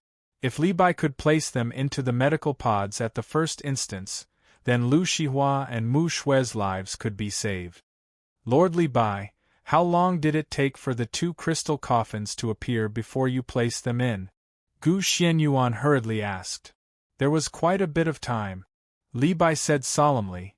After they fainted, Bai performed a lot of emergency treatment on them, but unfortunately, it was to no avail, and was still unable to save their lives. After confirming that they had indeed met with misfortune, Bai then allowed them to rest in peace. Gu Xianyuan really wanted to give Li Bai a good scolding. If Li Bai hadn't done some unnecessary emergency treatment, then Lu Shihua and Mu Shui's lives would have been saved by now. However, Li Bai just had to make a move, which caused a lot of precious emergency treatment time to be wasted. Whether Lu Shihua and Mu Shui's lives would have become a huge question mark. However, Gu Xianyuan also knew in her heart that this couldn't be blamed on Li Bai. If Li Bai hadn't appeared in time to save Lu Shihua and Mu Shui's lives, Lu Shihua and Mu Shui's lives probably wouldn't have any hope at all. Forget it. I can only hope that Lu Shihua and Mu Shui's lives are tough. Gu Xianyuan sighed in her heart. Although there was still a theoretical 5 minutes of emergency treatment time after a person had completely lost their breath, pulse, and heartbeat, there was still a certain degree of hope that they could be revived within these 5 minutes as long as they tried their best to save them. However, this required not only the correct rescue measures, but also a lot of luck. With the medical pod, Gu Xianyuan didn't have to worry about whether the rescue measures would fail or not. She only had to worry about whether Lu Shihua and Mu Shui's luck was good enough, and how long this Lord Li Bai delayed before placing them in the medical pod after discovering that they had lost their breath and heartbeat. "Bring me there." Gu Xianyuan stood up abruptly and said to Li Bai impatiently. "Bring you where?" Li Bai was a little confused. "Of course it's to bring me to the place where you buried them. Lord Li Bai doesn't even give me the right to pay my respects to them?" Gu Xianyuan said lightly. "That's true." Bai made a slip of the tongue. Li Bai smiled apologetically, then used his finger to point towards the northwest direction and said, "It's right there. We'll be there in about 2 hours. It's getting late now, so we have to hurry up. Otherwise, it'll probably be dark by the time we get there." After saying that, Li Bai prepared to take big strides. There's no need to go through so much trouble. In the blink of an eye, Li Bai was stunned to see a dark red steel monster appear in front of him. Chapter 1156. What is this thing? Li Bai looked curiously at everything inside Yan Huang 3008. Everything in the maglev flying car was extremely novel to Li Bai. For example, Li Bai toyed with the button that controlled the car window for a full 5 minutes, controlling the car window more than 30 times before he could barely satisfy his curiosity. Then there was the rearview mirror, the chair that could move back and forth, the air conditioner that emitted cold air, the onboard computer that could be controlled with a touchscreen, the car lights that could be switched on and off, and the cigarette lighter that emitted a flame at the touch of a button. In short, everything in the maglev flying car was extremely novel to Li Bai. When the maglev flying car came to a stop, Gu Xianyuan called for Li Bai to alight. Li Bai was still a little reluctant, wishing that he could stay in the car and play with all these novelties. "Wow! It's really fast, almost as fast as an Lushan's Fergana horse," Li Bai exclaimed in admiration after estimating the time he had spent in the car. Gu Xianyuan did not want to ridicule the fact that a Fergana horse could catch up to a maglev flying car. Even a great poet like Li Bai had world-destroying swordsmanship, so it was not strange for a Fergana horse to surpass the speed of sound. Thanks to the huge tombstone that Li Bai had created, Gu Xianyuan immediately found the grave of Lu Shihua and Mu Shui's sword spirit. When Gu Xianyuan got closer, she realized that Li Bai had found a large piece of concrete prefabricated board that had been abandoned 1,000 years ago to make the tombstone. No wonder Li Bai said that it was a stone with iron growing in its body. The grave of 2 nameless madams. These were the words that Li Bai had carved on the tombstone with a sword. After those 9 large words, there were a few smaller words, left by Li Tai Bai of Jianan. These words were written with the sword freely, fast and smooth, with a sense of elegance amidst the boldness and elegance. The structure was uneven and undulating, full of emotion and interest. Gu Xianyuan was full of praise when she saw it. At the very least, Gu Xianyuan would not have been able to write such good words if she were to write them herself. What Gu Xianyuan did not know was that if this tombstone had been placed in the era before the great calamity 1,000 years ago, just these few words alone would have been worth at least 100 million. This was the authentic work of Li Bai. In the whole world, except for the Palace Museum, which had Li Bai's on the balcony calligraphy, no other authentic work of Li Bai could be found. This was a priceless treasure. You're in my way. With a sweep of Gu Xuanyuan's sword qi, this priceless tombstone was uprooted by Gu Xianyuan and he casually threw it on the ground. Looking at Li Bai who was chasing after him, the flesh on his face could not help but tremble a few times. Young lady, are the words of white so unattractive to you? Li Bai probably felt that Gu Xianyuan looked down on his words, so he uprooted the tombstone. Naturally, he felt extremely ashamed. No way. It's much better than my handwriting, Gu Xianyuan casually replied, and no longer paid attention to Li Bai. The execution immortal sword blossomed with more than 10 sword qis, and these sword qis, which were powerful enough to split gold and stone, were now reduced to pitiful excavators, as they began to crazily dig at the grave mound that Li Bai had filled. Miss, what are you doing? When Li Bai saw Gu Xuanyuan's even more excessive actions, he could not take it anymore. He also released more than 10 sword qis to collide with Gu Xuanyuan's sword qis, causing both of them to cancel each other out. Then, Li Bai stood in front of Gu Xianyuan and asked with righteous indignation, Miss, could it be that you have been lying to White all along? That you are not the friend of these two ladies, but their enemy? What nonsense are you talking about? Gu Xianyuan narrowed her eyes. How could I be their enemy? Then, miss, why did you dig up their graves? Do you want them to not be able to rest in peace even in death? Li Bai thought that Gu Xianyuan wanted to dig up the graves of Lu Shihua and the others. In Li Bai's era, digging up graves could be said to be the number one evil act in the world, and it was almost on the same level as killing people. I can't explain it to you clearly right now, but please believe me, I definitely have no intention of harming my friends. To explain something like a medical cabin to someone like Li Bai who was thousands of years behind her, it was obviously not something that could be done with just a few words. Therefore, Gu Xianyuan could only guarantee in this way.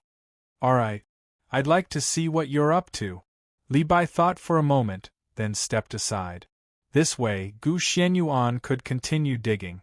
What Gu Xianyuan wanted to complain about was that Li Bai's work attitude was a bit too serious. Gu Xianyuan dug more than 20 meters deep, but she still couldn't find the coffins of Lu Shihua and the others. In the end, it was only when she dug 25 meters deep that her sword qi felt something hard. After laboriously digging away the surrounding soil, the two medical cabins finally revealed their true appearance. Thank the heavens! When Gu Xuanyuan's sword qi swept the two medical cabins to the ground, when Gu Xianyuan blew away the soil covering the glass cover of the medical cabins, and when Gu Xianyuan saw the situation inside through the glass, Gu Xianyuan said from the bottom of her heart. Gu Xianyuan saw a pair of lively, rolling eyes that contained infinite fear and surprise. Sister Xianyuan. When the cover of the medical cabin was opened, Lu Shihua immediately threw himself into Gu Xuanyuan's arms and began to cry uncontrollably. The experience of the past 10 hours had given Lu Shihua great fear. Lu Shihua thought he was buried alive. In fact, Lu Shihua only suffered some flesh wounds, and no vital parts of his body were truly injured. He only died because he had lost all his blood. Therefore, the treatment of the medical cabin was relatively simple.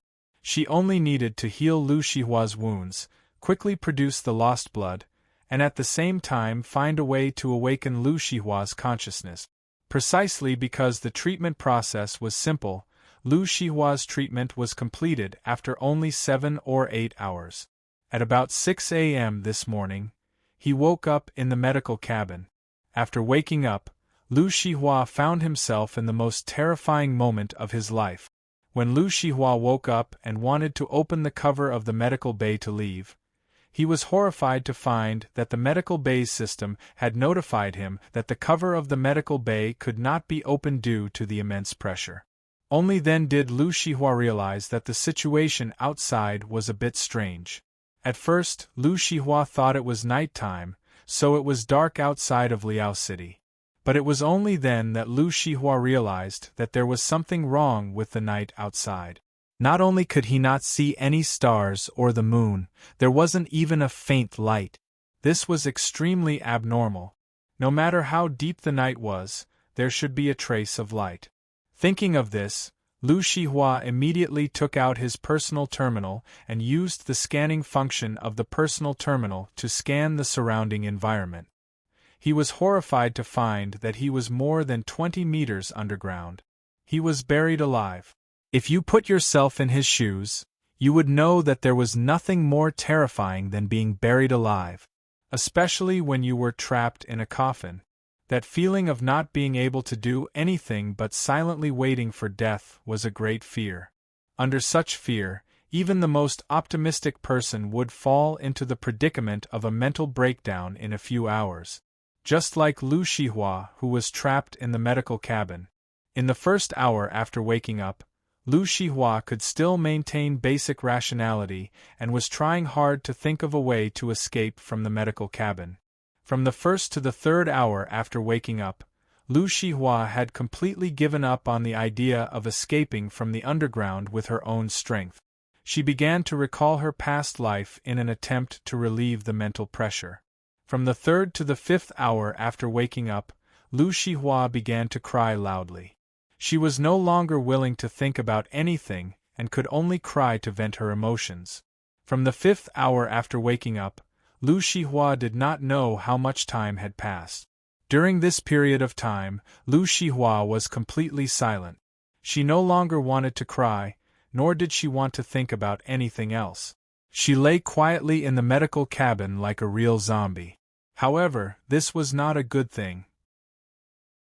It was because of the crazy accumulation of negative emotions.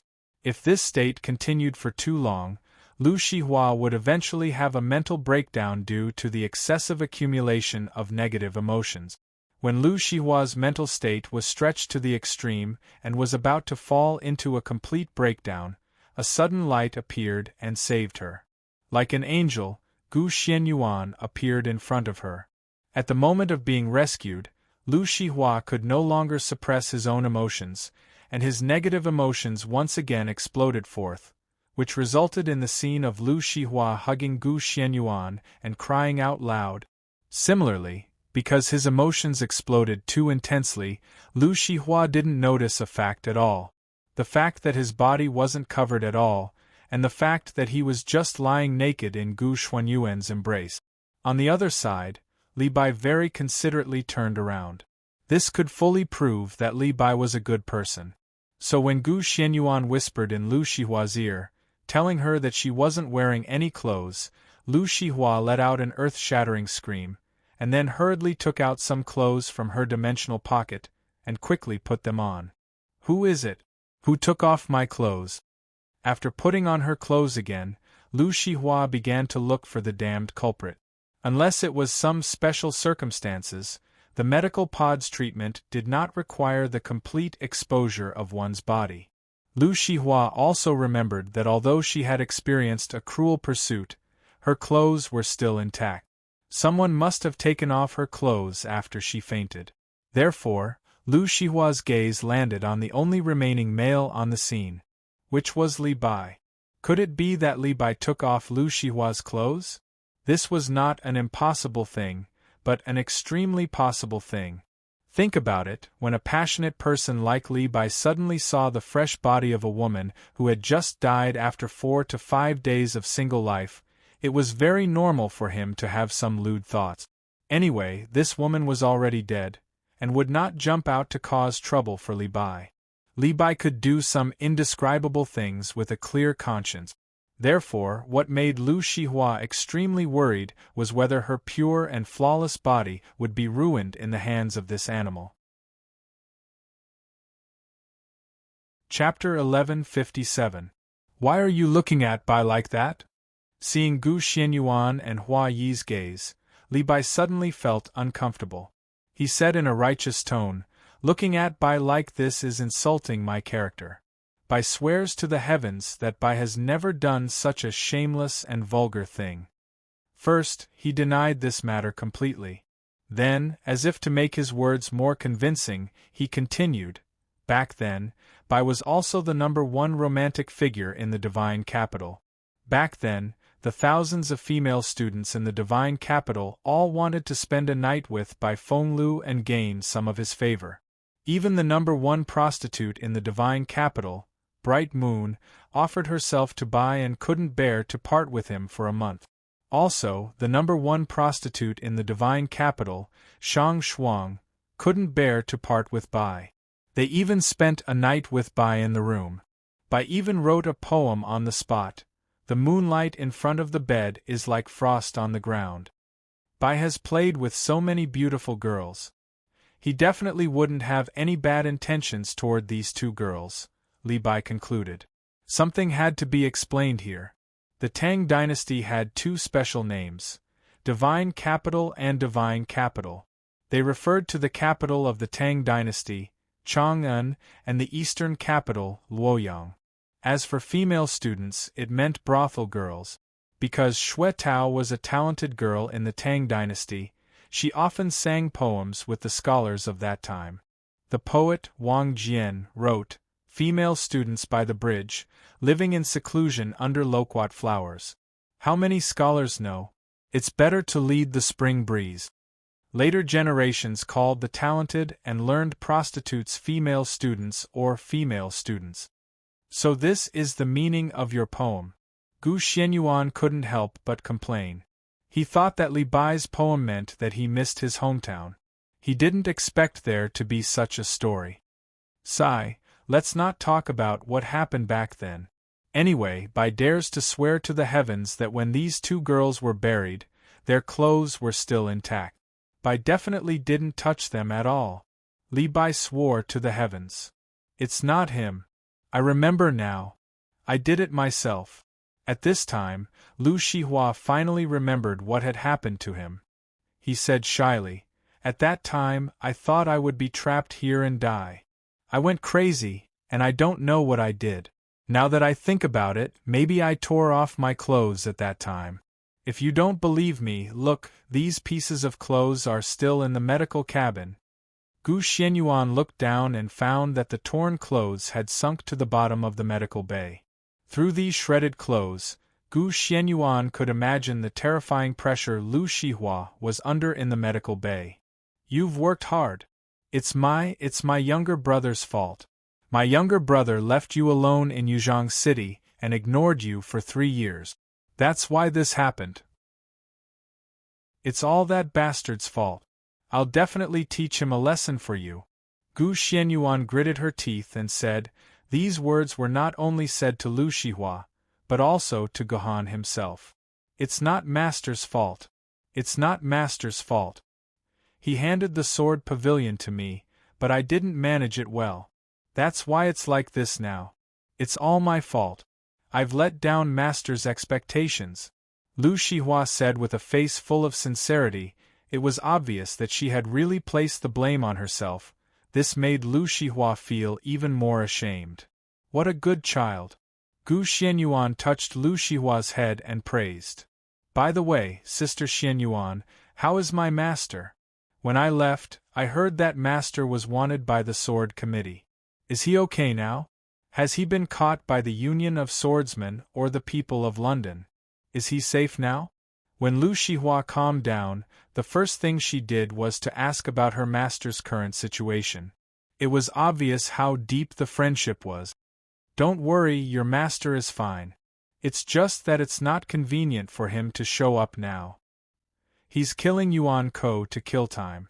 When this period of time is over, I will tell your master and let your master come see you," Gu Xianyuan said in a gentle voice. "There's no need for that." Lu Shihua shook her head. "Master is in danger now. It's not convenient for him to show up. Lu Shihua can live well by himself. Master doesn't need to worry." "I don't care about that. Anyway, I'll tell him about you. As for whether he comes to see you or not, that's up to him," Gu Xianyuan said with a sly tone. And Lu Shihua nodded with a smile on his face. "All right, two beautiful ladies. Although I don't want to disturb your reunion, don't you think it's a bit too much to leave another lady in the coffin?" Li Bai, who was at the side, actually started to defend Sword Spirit Mu Shui. "Right. And Sword Spirit Mu Shui, she must be suffocating in the medical pod. Let's hurry up and rescue her," Lu Shihua said nervously. She jumped out of the medical pod and prepared to open the lid of the medical pod to release Sword Spirit Mu Shui. "There's no need." Thinking of this, Gu Xianyuan pressed Lu Shihua's hand and said calmly, "She's not as lucky as you. She's already dead." "What?" Lu Shihua was so shocked that his legs became weak, and he fell in front of Sword Spirit Mu Shui's medical pod. At this moment, Lu Shihua saw the words written on the screen of Sword Spirit Mu Shui's medical pod. "Rescue failed. Sword wielder has died. My condolences." Actually, the moment Gu Xianyuan pulled the two medical pods out, she had already seen the words on the screen and knew that Sword Spirit Mu Shui was already dead. From the time of death displayed, Sword Spirit Mu Shui had already passed away yesterday afternoon. As mentioned before, due to Li Bai stalling for time, Mu Shui's sword spirit and Lu Shihua had missed the best time to be treated. Although they were still placed in the medical pods, whether they could be treated depended on their fates. Lu Shihua's fate was clearly much better than Mu Shui's. In the end, Lu Shihua survived, while Mu Shui's sword spirit was gone forever. Sword spirit Mu Shui. Lu Shihua's nose turned sour and his tears uncontrollably gushed out. He directly laid on the cover of the medical pod and wailed. Compared to the incomparably sorrowful Lu Shihua, Gu Xianyuan appeared very calm. Although she was somewhat sad about the death of Mu Shui's sword spirit, this sadness was built on the foundation of Yuzhang City. Gu Xianyuan was only sad because Yuzhang City had lost a spirit sword level sword wielder, unlike Lu Shihua, who was sad about the death of Mu Shui's sword spirit, who asked sword spirit Mu Shui to be extremely unfriendly towards Gohan. In the previous trial, she even directly fought with Gohan. Although in the end, it was Gohan who completely suppressed sword spirit Mu Shui with his identity as a famous sword wielder and made her embarrassed in front of all the people of Yuzhang City. And this time, sword spirit Mu Shui had become Shi Jueyuan's accomplice. If it wasn't for sword spirit Mu Shui jumping out at the end to suppress sword spirit Mu Shui and actively cooperating with Shi Jueyuan to send Lu Shihua off, sword spirit Mu Shui wouldn't have died in this yellow sand. But then again, Gu Xianyuan was very curious about what happened to Lu Shihua and the others. What happened before they met Li Bai? Why were they chased by Yi Wenjun and the others? Gu Xianyuan expressed deep curiosity about this. So when Lu Shihua's emotions calmed down a little, Gu Xianyuan directly asked about the situation at that time. Yi Wenjun. After Lu Shihua was questioned by Gu Xianyuan, he immediately jumped up and said loudly, "Miss Xianyuan, you must quickly inform Yuzhang City that Yi Wenjun is a traitor. He has already betrayed Yuzhang City and pledged his allegiance to Yuan Ko and Jiandi." "Calm down." Gu Xianyuan patted Lu Shihua's shoulder. "I already know about Yi Wenjun's matter. When I came here, I already exposed his true colors. He is now locked in a desperate situation by me and can no longer come out. You don't have to worry about this." "So that's how it is." Lu Shihua let out a long sigh of relief and told his story. After Lu Shihua and the Mu Shui sword spirit left Yuzhang City, their journey was very normal and smooth. Although the Mu Shui sword spirit didn't have a good expression towards Lu Shihua along the way, and would occasionally ridicule Lu Shihua with disdain.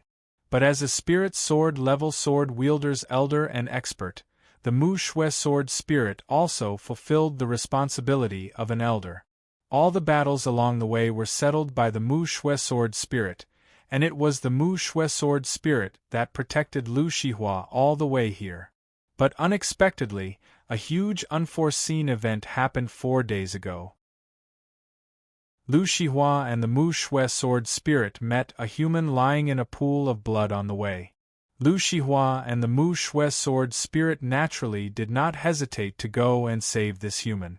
And Lu Shihua and the Mu Shui sword spirit immediately recognized that this human was Yi Wenjun. Although Yi Wenjun's ability wasn't high, he was still the only successor of the heaven-shrouding aristocratic family. And the Mu Shui sword spirit, who was born in an aristocratic family, naturally wouldn't not recognize this descendant of Yuzhong City's #1 aristocratic family. As for Lu Shihua, being able to recognize Yi Wenjun was completely because of Gohan. Back then, Yi Wenjun had appeared in the courtroom and saved Gohan, so Lu Shihua had some impression of this thin and weak man. Later on, when Gohan lived in Yuzhong City for a month, Yi Wenjun would often come to Gohan's house to walk around, so Lu Shihua became even more familiar with Yi Wenjun. Since they recognized Yi Wenjun's identity, Lu Shihua and the Mu Shui sword spirit naturally didn't hesitate to start treating Yi Wenjun, and even brought Yi Wenjun for a walk. But they didn't expect that they didn't bring a former friend, but a ruthless wild wolf.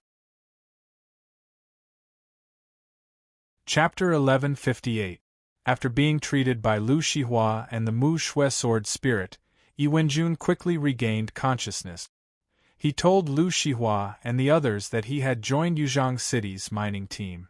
When the mining team returned, he and 3 other famed swordsmen had left the team and formed a separate team, wanting to adventure and train nearby.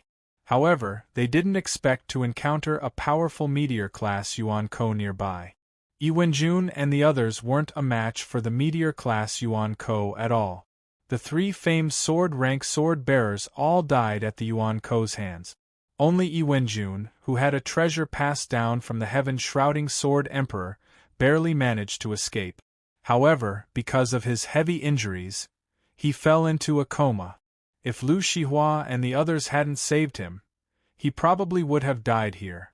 After learning of Lu Shihua and the Mu Shui sword spirit's goal, Yi Wenjun expressed his willingness to follow them to London.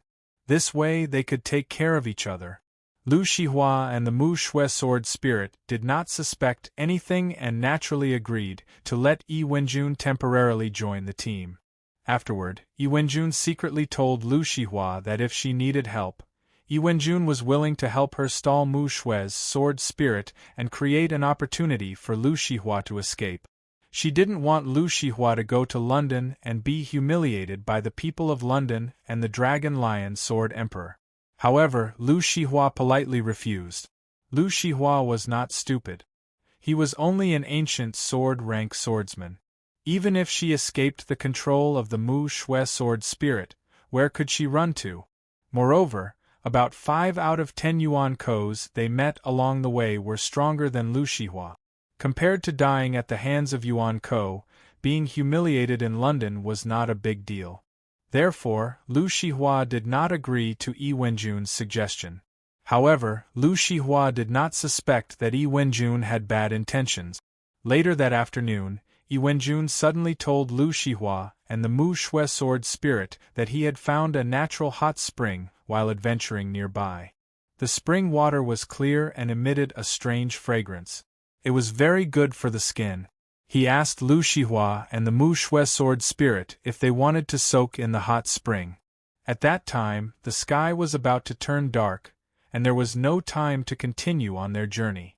In addition, women were completely unable to resist the temptation of the hot spring, so the sword spirit Mu Shui agreed after a moment of hesitation. Under Yi Wenjun's guidance, Lu Shihua and Mu Shui's sword spirit found a hot spring. This hot spring was just as Yi Wenjun had said, giving off a unique fragrance.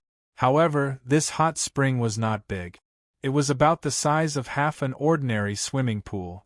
If a man and 2 women were to soak in the hot spring at the same time, it would be very inconvenient. At this moment, both Lu Shi and the Mu Shui sword spirit suddenly realized that they did not have their swimsuits with them. Thus, Wenjun very tactfully indicated that he had already soaked here many times before, so there was no need for him to do it again. He could wait on the shore, and at the same time, he could act as a lookout in case Yuan Ko suddenly appeared. The Mu Shui sword spirit naturally had no objections. She had Wenjun stand guard about 100 meters away from the hot spring, while she, her treasured sword-grade sword maiden, and Lu Shihua's treasured sword-grade winged angel sword took off their clothes and entered the water. The reason why the Mu Shui sword maiden only let her treasured sword-grade sword maiden soak in the hot spring, and not the higher-ranked famed sword-grade and spirit sword-grade sword maidens, was because these two sword maidens were artificial, and their personalities were not complete.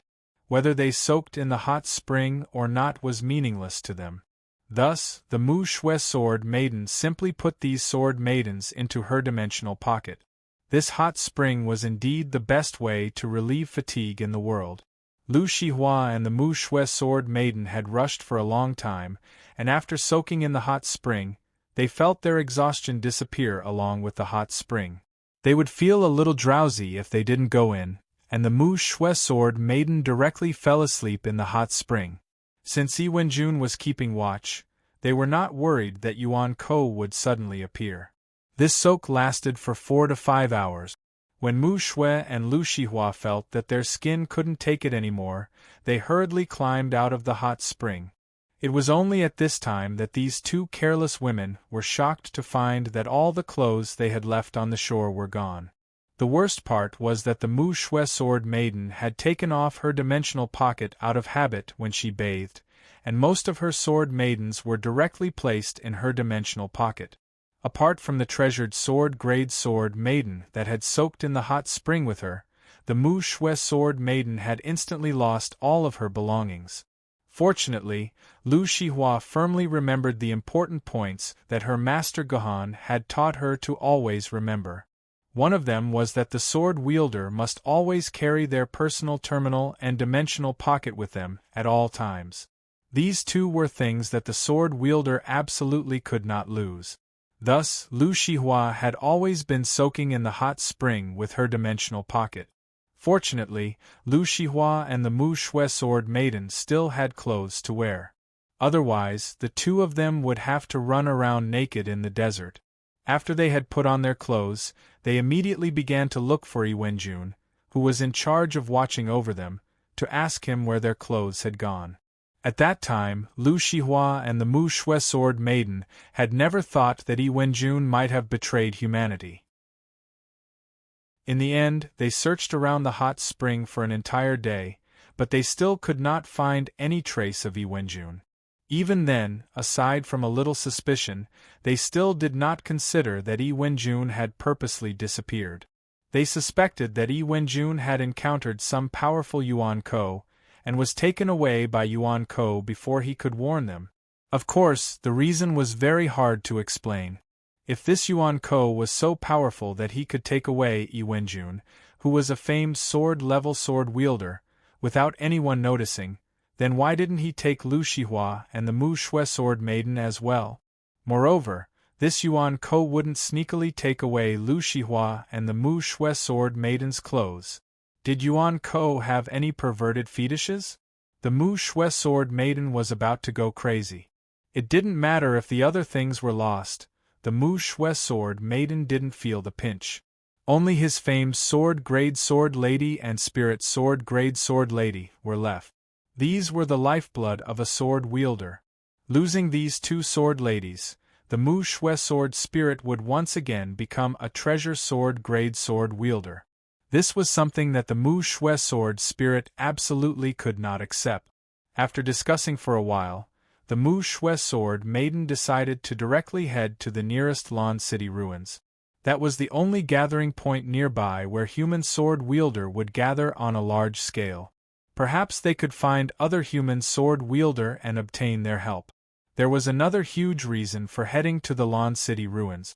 After Lu Shihua opened his dimensional pocket, he helplessly told the Mu Shui sword maiden that there was less than a liter of pure water left in her dimensional pocket. The Mu Shui sword maiden naturally grumbled about this at first, blaming Lu Shihua for not bringing enough water with him. In the end, Lu Shihua could only helplessly say that she, the Mu Shui Sword Maiden, was worried that Lu Shihua would escape halfway, and forcibly took away all the pure water in Lu Shihua's dimensional pocket.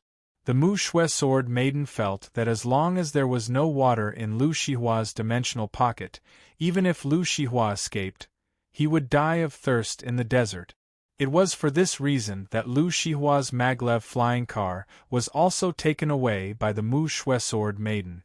At this time, the Mu Shui Sword Maiden thoroughly understood the meaning of the words, "Reap what you sow." This was also the reason why they had to head to the Lan City ruins to seek help from other sword wielder. After a long day of walking, Lu Shihua and the Mu Shui Sword Maiden finally arrived at the Lan City ruins. However, after walking around the ruins for a few hours, they could only come to an incomparably sad conclusion. There was currently no second batch of human sword wielder in the Lan City ruins. At that time, the sky had already darkened, so they could only temporarily hide in the ruins that Guhan had found. They barely managed to survive the night by relying on some cooked food, instant noodles, dry bread, and fruit. At this time, another advantage of Lu Shihua's personality showed itself. Lu Shihua liked to carry 2 items, or in other words, spare tires. This way, if something was damaged, Lu Shihua wouldn't be helpless. This was the reason why Gu Xian Yuan found traces of 2 tents in the ruins. Actually, these 2 tents belonged to Lu Shihua, and he had lent one to the Mu Shui Sword Maiden at the last moment. In the end, after that night, Lu Shihua's remaining liter of water was almost used up. Helpless, the Mu Shui Sword Maiden could only temporarily give up on the idea of looking for Yi Wenjun, and instead followed Lu Shihua to the water source near Lan City.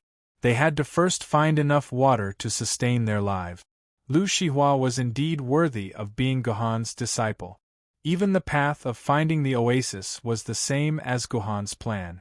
After experiencing more than 10 failures and spending a night in the desert, Lu Shihua and the others finally found the oasis in the desert.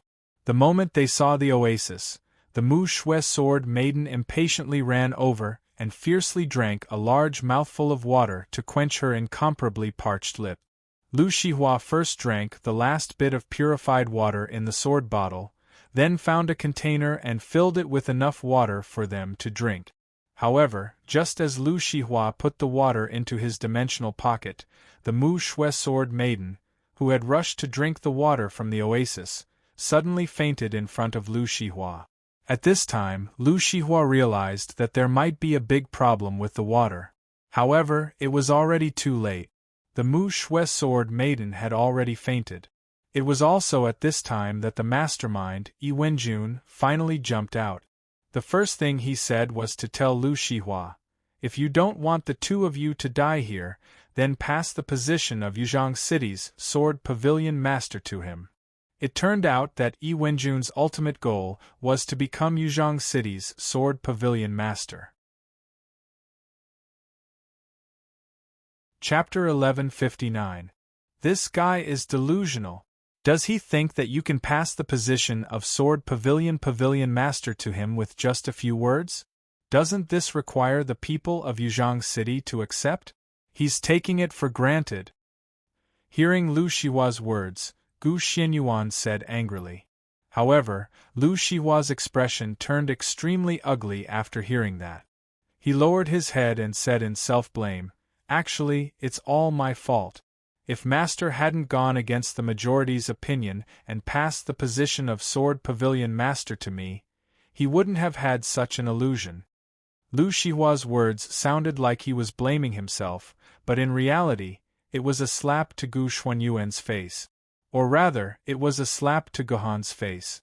This was because Guhan had ignored everyone's opposition and passed the position to Lu Shihua, who was still a commoner at that time. This was also the source of Yi Wenjun's delusion. Since Guhan could go against the majority's opinion and pass the position to Lu Shihua, then could he, Yi Wenjun, be like Lu Shihua? This was the harm of not abiding by the unspoken rules. P.S. The author would like to say that it is not a good thing for the main character in every book to ignore the rules of society and do something. However, at the same time, it will also destroy the stability of society. Just like the situation that Lu Shihua is facing now. This is the real feeling of society. I hope that readers who have not stepped into society can understand this point in advance, so that they don't meet with any unnecessary trouble after entering society. Anything else? Yi Wenjun's motive shouldn't be so simple, right? Gu Xianyuan sighed and said with certainty, this Yi Wenjun should have other motives. And Lu Shihua nodded his head and said with a serious expression, he also wants the double-winged angel sword in my hands. Double-winged angel sword? What does he want your ancient sword-grade sword maiden for? This is already your sword lady. He wants your sword lady. Halfway through her words, Gu Xianyuan sucked in a breath of cold air. She had already guessed Yi Wenjun's intentions and slowly spoke. He wants to ascend to the throne through the angel series of sword ladies? Yi Wenjun's talent was limited. Becoming a famed sword wielder was the limit of his talent. If Yi Wenjun's goal was to revive his heaven-shrouding family, then there was only one way for Yi Wenjun to succeed. That was to become an emperor and become an emperor sword wielder. That way, Yi Wenjun could easily revive the heaven-shrouding family. However, there were many problems. Firstly, the double-winged angel sword was already Lu Shihua's sword maiden. Even if Yi Wenjun killed Lu Shihua and made the double-winged sword maiden, he, become a famed sword wielder, would not be able to synchronize with the winged angel sword maiden. As if he saw the doubt on Gu Xuanyuan's face, Lu Shihua continued, at that time, I had also guessed Yi Wenjun's intentions.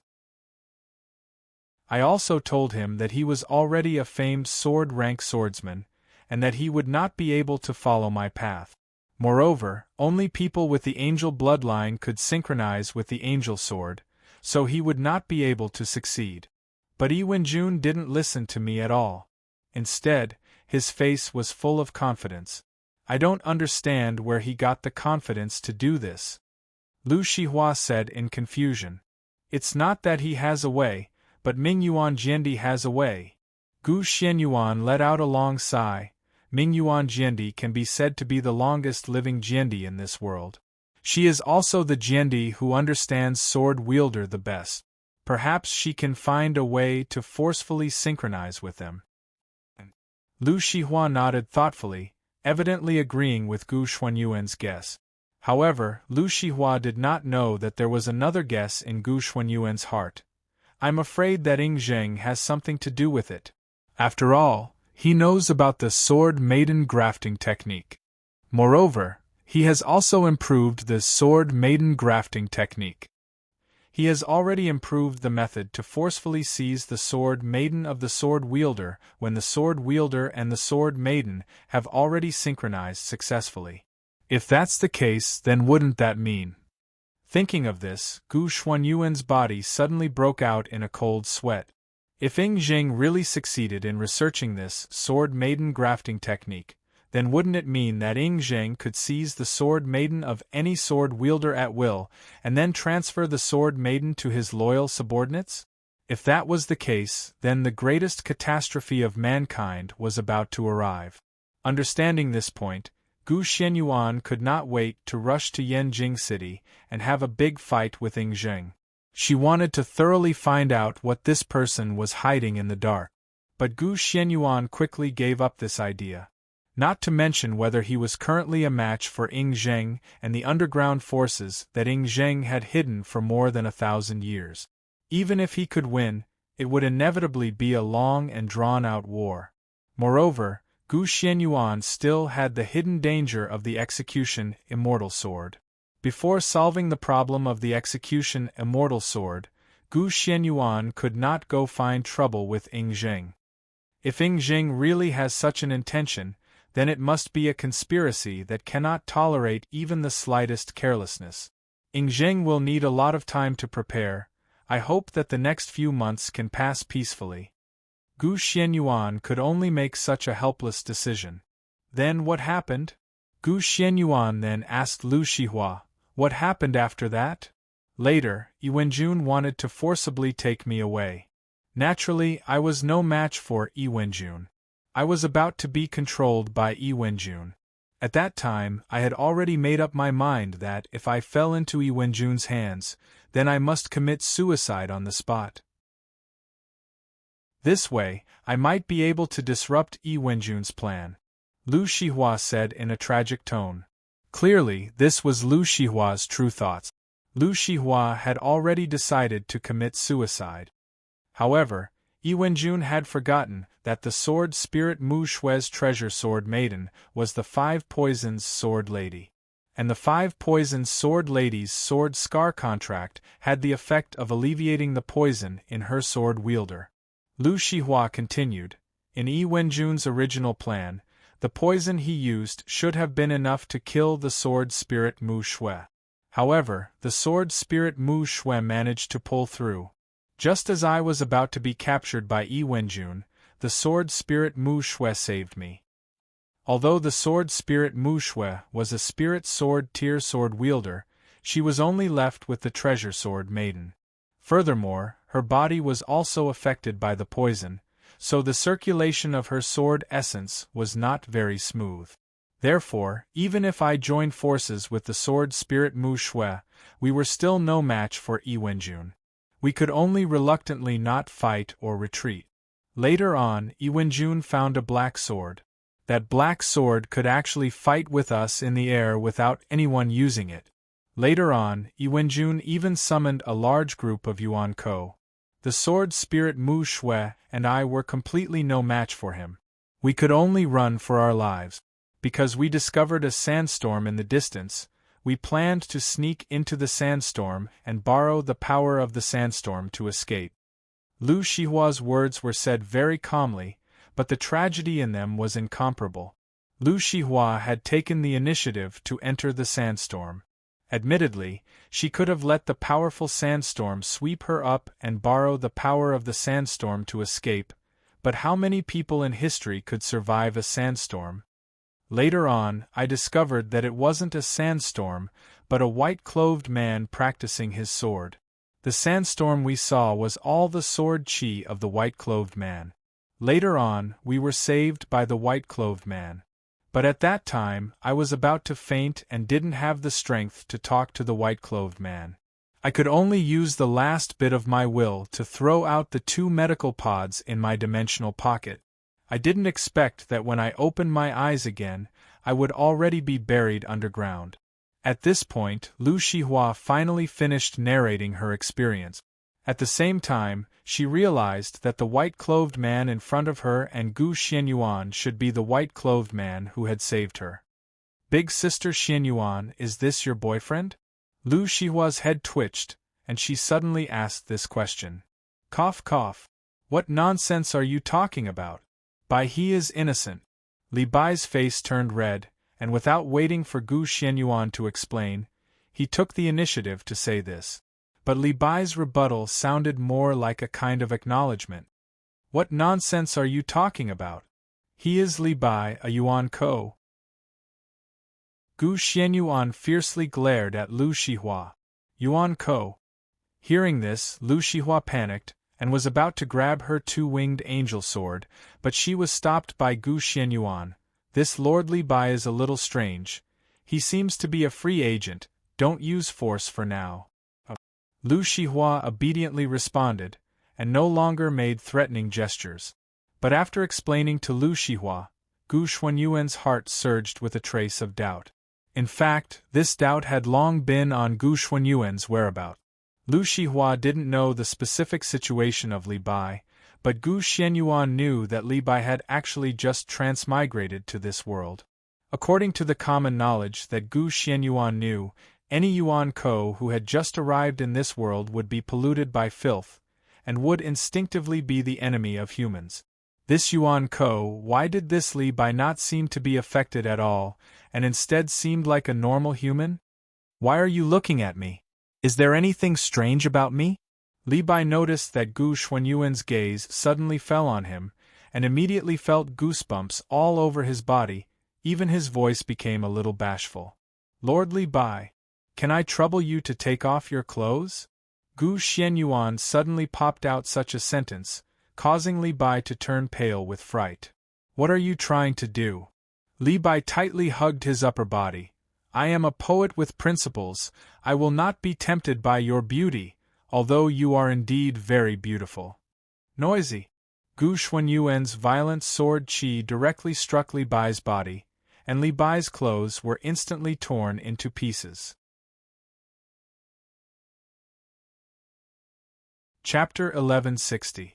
Gu Xianyuan sliced open Li Bai's clothes not to admire Li Bai's jade-like body, but to see if there was a small hole on Li Bai's body. According to Misaka Mikoto, any Yuan Ko who was contaminated by filth would inevitably have a small hole on their body. That was the best evidence that the other party had been contaminated by filth. Therefore, Gu Xianyuan sliced open Li Bai's clothes to see if Li Bai had been contaminated by filth. As it turned out, Li Bai's upper body was white and clean, without any wounds or small holes. It was obvious that he had not been contaminated by filth. This also explained why Li Bai was so different from other Yuan Ko who had suddenly appeared. He would take the initiative to help humans instead of being their enemy. Gu Xianyuan was puzzled as well. This was something that had never happened before. Even a good person like Misaka Mikoto was a murderer who killed countless people. She was only able to break free from the control of the filthy world after a miraculous encounter and became a free person. However, why was Li Bai, a Yuan Ko who had just transmigrated, not contaminated by filth? Even with Gu Xuanyuan's intelligence, it was difficult for her to figure out the reason in such a short amount of time. She could only conclude that it was a coincidence. "Sister Xianyuan, where are we going next? Are we going back to Yuzhang City?" Lu Shihua asked Gu Xianyuan weakly after putting Mu Shui's sword spirit's corpse into his dimensional pocket. "There's no hurry." Gu Xianyuan shook her head and said to Lu Shihua, "The most important thing now is to solve your problem." "My problem?" Lu Shihua was stunned. "What problem do I have? Haven't I already been rescued by you, big sister? Your life was saved, but what about your future?" Gu Xianyuan patted Lu Shihua's head. "What future do I have? Other than causing trouble for master and sister, there's nothing I can do," Lu Shihua said with an extremely gloomy expression. Gu Xianyuan of course knew the reason for Lu Shihua's gloomy expression. Her hands suddenly pressed down hard on Lu Shihua's head, as she spoke in a low voice. "Do you think that Yi Wenjun, in a situation where he does not have the confidence to ascend to the throne, would directly attack your opponent to snatch the twin-winged angel sword?" "Elder sister, you mean to say..." Lu Shihua's eyes suddenly revealed a look of incomparable surprise. She had already understood the hidden meaning in Gu Xuanyuan's words. "That's right, I think Yi Wenjun definitely knows where the four-winged angel sword is hidden. I must find back the future you lost," Gu Xianyuan said while gnashing her teeth. "Sister, this is too troublesome. I am master's disciple, not sister's disciple. Sister has done so much for me, I really can't repay you," Lu Shihua said helplessly. "Silly child, don't forget that you saved my life. I owe you a life. This has nothing to do with my brother." Gu Xianyuan didn't wait for Lu Shihua to say anything. With a move of her mind, she directly entered the trial array through the jasper stone ring on her hand. She directly arrived in front of Yi Wenjun, who was imprisoned in a hopeless situation. Yi Wenjun had only been imprisoned for a few hours, but the current Yi Wenjun was already like a dead person, lying on the ground without any signs of life. Some of the food that had been prepared around her was also untouched. It looked like Yi Wenjun didn't want to live anymore. What? The successor of the heaven-shrouding aristocratic family only has this little ability and breadth of mind. I haven't even planned to kill you yet, and you're already planning to commit suicide? Gu Xianyuan said lightly beside Yi Wenjun. Hearing Gu Xuanyuan's voice, Yi Wenjun silently opened her eyes, only to find that a transparent figure had appeared in front of her. This was Gu Xuanyuan's mind, not Gu Xuanyuan's physical body. The jasper stone ring could allow people to quickly return to the trial array, but it didn't have the ability to teleport people out. Therefore, although Gu Xuanyuan could immediately appear in front of Yi Wenjun with her physical body, she would need to spend a lot of time to walk out of Chongyang Mountain. This was undoubtedly not a cost-effective deal. Don't worry, when I'm about to starve to death, I will eat. I won't commit suicide, Yi Wenjun said with a stiff voice. I won't beat around the bush with you. Do you know where the four-winged angel's sword is? Gu Xuanyuan asked directly. I do know, Yi Wenjun very straightforwardly admitted, but he quickly said with an incomparably resentful voice, But why should I tell you? Even if you kill me, I won't tell you. I'll let your little brother's disciple be an ancient sword wielder for the rest of his life. Of course I know you don't want to tell me. Gu Xuanyuan wasn't surprised by Yi Wenjun's attitude. At the same time, she was already prepared. Let's make a deal. If you tell me where the four-winged angel's sword is, I'll let your heaven-shrouding aristocratic family live. What do you mean by that? Yi Wenjun suddenly raised his head and stared at Gu Xuanyuan's eyes. What do you want to do to my heaven-shrouding aristocratic family? I don't have any schemes, nor do I have any bad ideas. I just need to report everything that you've done to the headquarters. What do you think the heaven-shrouding aristocratic family will do? What will happen to the heaven-shrouding aristocratic family's reputation? Gu Xuanyuan said incomparably calmly. You? How could you do this? You can't do this. All of this is Yi Wenjun's fault. It has nothing to do with the heaven-shrouding aristocratic family. You can't do this to the heaven-shrouding aristocratic family. Are you worthy of the help that heaven-shrouding Jiandi has given you? Don't forget, this is heaven-shrouding Jiandi. It's a trial formation left behind by my ancestor. Without my ancestor, how could you have the power you have now, and how could you lock me up here? You can't do this, you definitely can't do this. Yi Wenjun cried out. It was clear that Gu Xuanyuan's words had already pinched Yi Wenjun's Achilles heel. To him who loved his family more than anything else, if his family's name was ruined because of him, it would definitely be more painful than killing him 1,000 or 10,000 times. That's my little brother's benefit. It has nothing to do with me. Gu Xuanyuan coldly laughed. Tell me where the four-winged angel's sword is, and I'll help you keep this a secret. I'll just say that you died on the battlefield. I'll give you the treatment of a hero. You! Yi Wenjun seemed to want to curse out loud, but he quickly shut his mouth, and his whole body shriveled up in the corner. Gu Xuanyuan waited for a full 10 minutes before Yi Wenjun slowly spoke. You can't scare me. You also know that I'm the last bloodline of the heaven-shrouding aristocratic family. You won't let me out. Sooner or later, I'll die in this prison. When I die, the heaven-shrouding aristocratic family will no longer exist. What would I need the reputation of the heaven-shrouding aristocratic family for? Gu Xuanyuan didn't expect Yi Wenjun to react so quickly.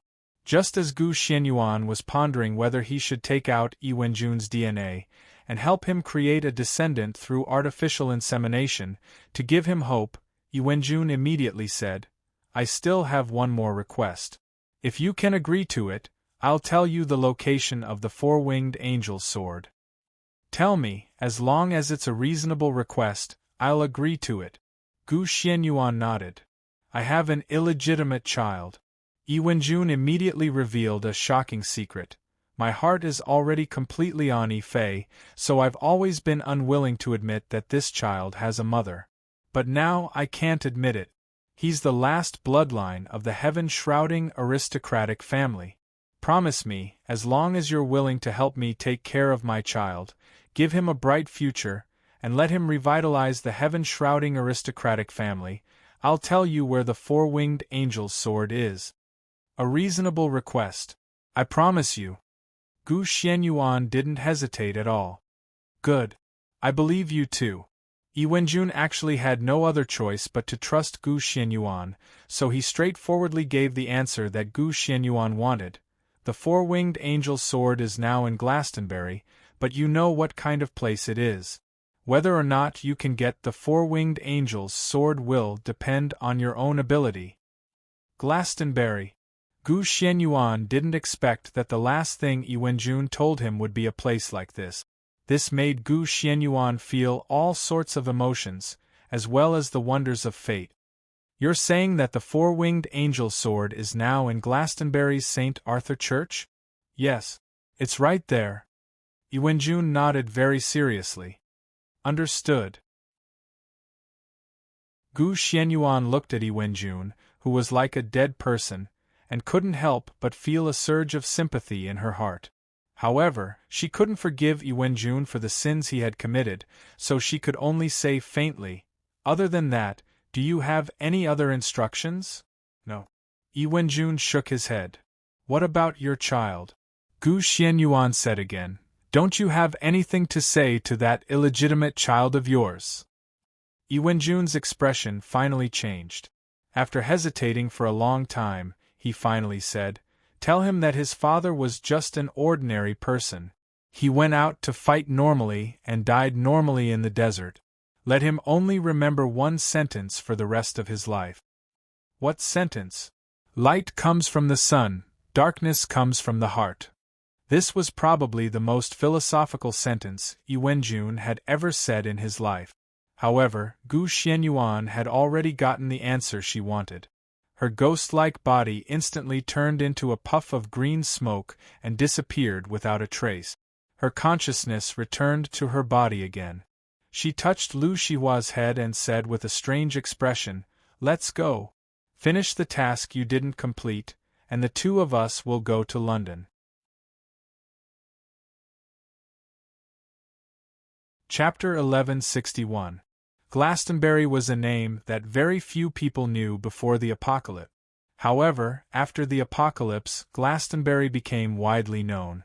7 or 8 out of 10 humans would have heard of this name. This was because a world-changing event had taken place in Glastonbury. Glastonbury was the first place where a desolate level Yuan Ko had died. In the 35th year after the apocalypse, Kanzu and the desolate level Yuan Ko de Brahma had a fierce battle in Glastonbury. In the end, Kanzu succeeded in killing de Brahma, and de Brahma became the first desolate level Yuan Ko to die at the hands of a human. Before this, any desolate level Yuan Ko was an invincible existence in the hearts of humans. Even the most optimistic humans did not dare to say that humans could defeat a desolate level Yuan Ko with their own power. When faced with the threat of a desolate level Yuan Ko, humans could only hide in the dimensional barrier and tremble. At that time, humans even thought that a desolate level Yuan Ko could never be defeated, and that humans would die at the hands of a desolate level Yuan Ko sooner or later. Later, even when Kanzu became an emperor-level sword wielder, humans still thought so. At that time, in the human power ranking table, Emperor-level sword wielder was actually on the same level as a desolate-level Yuan Ko. Desolate-level Yuan Ko was placed above Emperor-level sword wielder as a separate level. This showed how much humans feared a desolate-level Yuan Ko. In the end, Kanzu used his own power to erase the fear that was almost imprinted in the bones of humans. He proved that even a desolate-level Yuan Ko could be killed by humans with their own power. This completely released the fear of humans and made them believe that humans could rely on their own power to survive. This lifted the spirits of the entire human society. The human race that had fallen to rock bottom finally started to bounce back. The reason why the sword ancestor fought with Brahma in Glastonbury was that Brahma planned to use human flesh and blood to strengthen his own power, and then pull his wife, the goddess Miao-yin, out of the two-dimensional world. No one knew how Lord Brahma knew that the flesh and blood of indigenous humans could be used to pull people from another dimension into this world. In any case, Lord Brahma came up with this method and the experiment was successful. He pulled a flood dragon-level Yuan bandit from his original world into this world. However, for this, Lord Brahma sacrificed the lives of 3,125 people. A mere desolate level Yuan Ko needed 3,125 lives, and Goddess Miao Yin was a universe level Yuan Ko. According to what Kunzu learned from De Brahma, pulling a universe level Yuan Ko into this world would require 195,3125 lives. De Brahma was one of the first desolate level Yuan Ko to come to this world. When he came to this world, there were at least 20 million survivors in the entire European region. After De Brahma came up with this method, he began to madly capture all the survivors in Europe. De Brahma's methods were violent, and he didn't pay attention to civilized law enforcement. He simply and crudely used his own power to capture humans. According to the statistics of later generations, for every survivor that De Brahma captured, about 8 survivors would die in his hands. Therefore, when De Brahma gathered 195,3125 survivors, there were less than 100,000 survivors left in Europe. Kunzu was an active sword-bearer in the Yan Huang region. After the apocalypse, the Yan Huang region and Europe lost contact for nearly 35 years. It wasn't until a group of sword-bearers escorted a group of a few hundred survivors across thousands of mountains and tens of thousands of miles to Jerusalem that Kunzu learned of De Brahma's crazy plan from them. Kunzu was a great person, so when he heard this news, he immediately rushed to the British Isles without hesitation. He rushed to Glastonbury, the headquarters of De Brahma, and launched an earth-shattering battle with De Brahma. There were hundreds of different descriptions of this battle, and there were more than 100,000 movies, TV shows, anime, novels, and research papers about this topic. Therefore, the specific process won't be described one by one. In any case, the result was that De Brahma died, and the 195,3125 survivors that De Brahma had crawled up to be sacrificed were all saved by Kunzu, unharmed. It was easy to rescue these 195,3125 survivors, but how to settle them became a big problem. If they were allowed to return to their previous state of life, these survivors would sooner or later die in the hands of other Yuan Ko. It was also impossible to bring them to the safe base city of Yanjing City. Nearly 2 million people had migrated, and only God knew if there would be 200,000 survivors who arrived in Yanjing City in the end.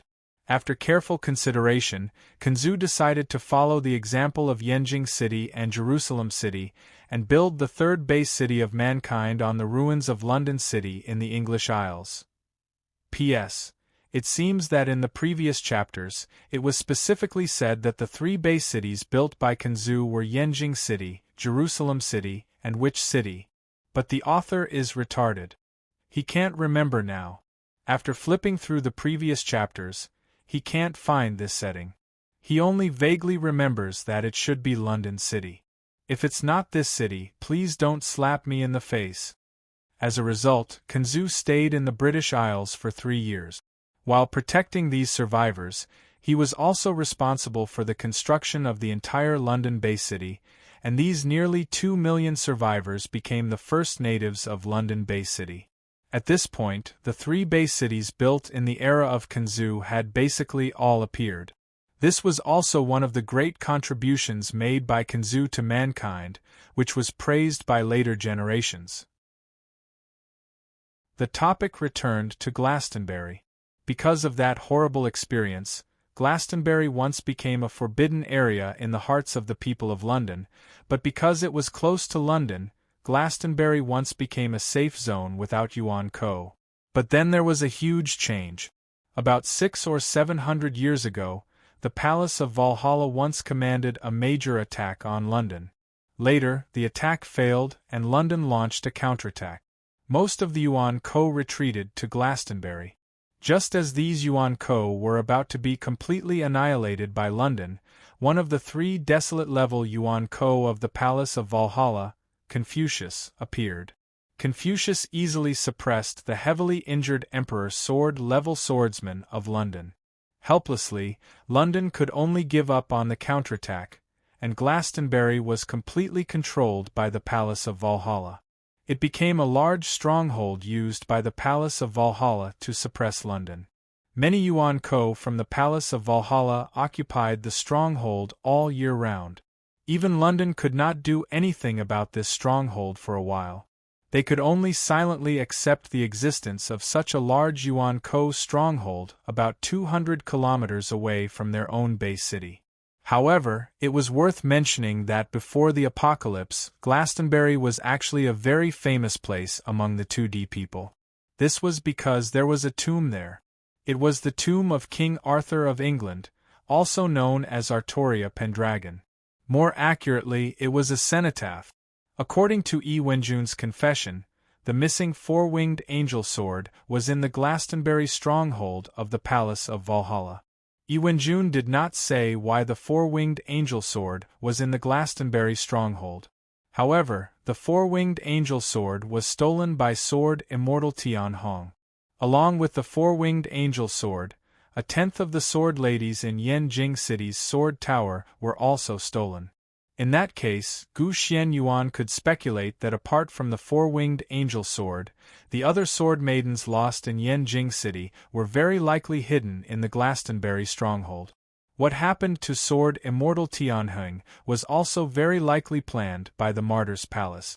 What Gu Xianyuan found even more coincidental was that the Palace of Valhalla, that sword immortal Scarlet had gone to take revenge on, was also the Glastonbury stronghold. According to Gu Xuanyuan's previous analysis, in order to completely synchronize with the immortal extermination sword in his hand, he had to obtain the synchronization of one of the three sisters of the immortal extermination sword. Among the three sisters, he could not find any clues. Only the immortal extinguished sword, which was once sword immortal Scarlet's sword lady, had been lost in the battle between sword immortal Scarlet and the Glastonbury stronghold. This also meant that the immortal extinguished sword was very likely hidden in the Glastonbury stronghold. This way, Gu Xianyuan would discover two crucial mission clues that were all focused on Glastonbury. As the largest human stronghold of the Palace of Valhalla, it was very likely that there was a passage that led directly to the Palace of Valhalla's base in the dimensional rift, which was also the Palace of Valhalla that drifting goblet Jendi had once entered. According to the information left behind by Ing Zheng, Artoria was currently trapped in the Seamless Passage. If Guhan wanted to rescue Artoria, then the Glastonbury stronghold would be Gu Xuanyuan's best route to the Palace of Valhalla. Only through Glastonbury would Gu Xianyuan be able to enter the mysterious Palace of Valhalla's base. This meant that Gu Xianyuan had no choice but to make a trip to Glastonbury. Even if he had to temporarily ignore the problem of Artoria and solve the problem of the immortal extermination sword and the four-winged angel sword, he still had to make a trip. In this case, going to London had become an unavoidable matter. If he wanted to walk through Glastonbury safely, then London had become a place that Gu Xian had no choice but to go. You're tuning in to the Phoenix Knights YouTube channel. Don't forget to subscribe and join us on this journey to catch the most captivating stories.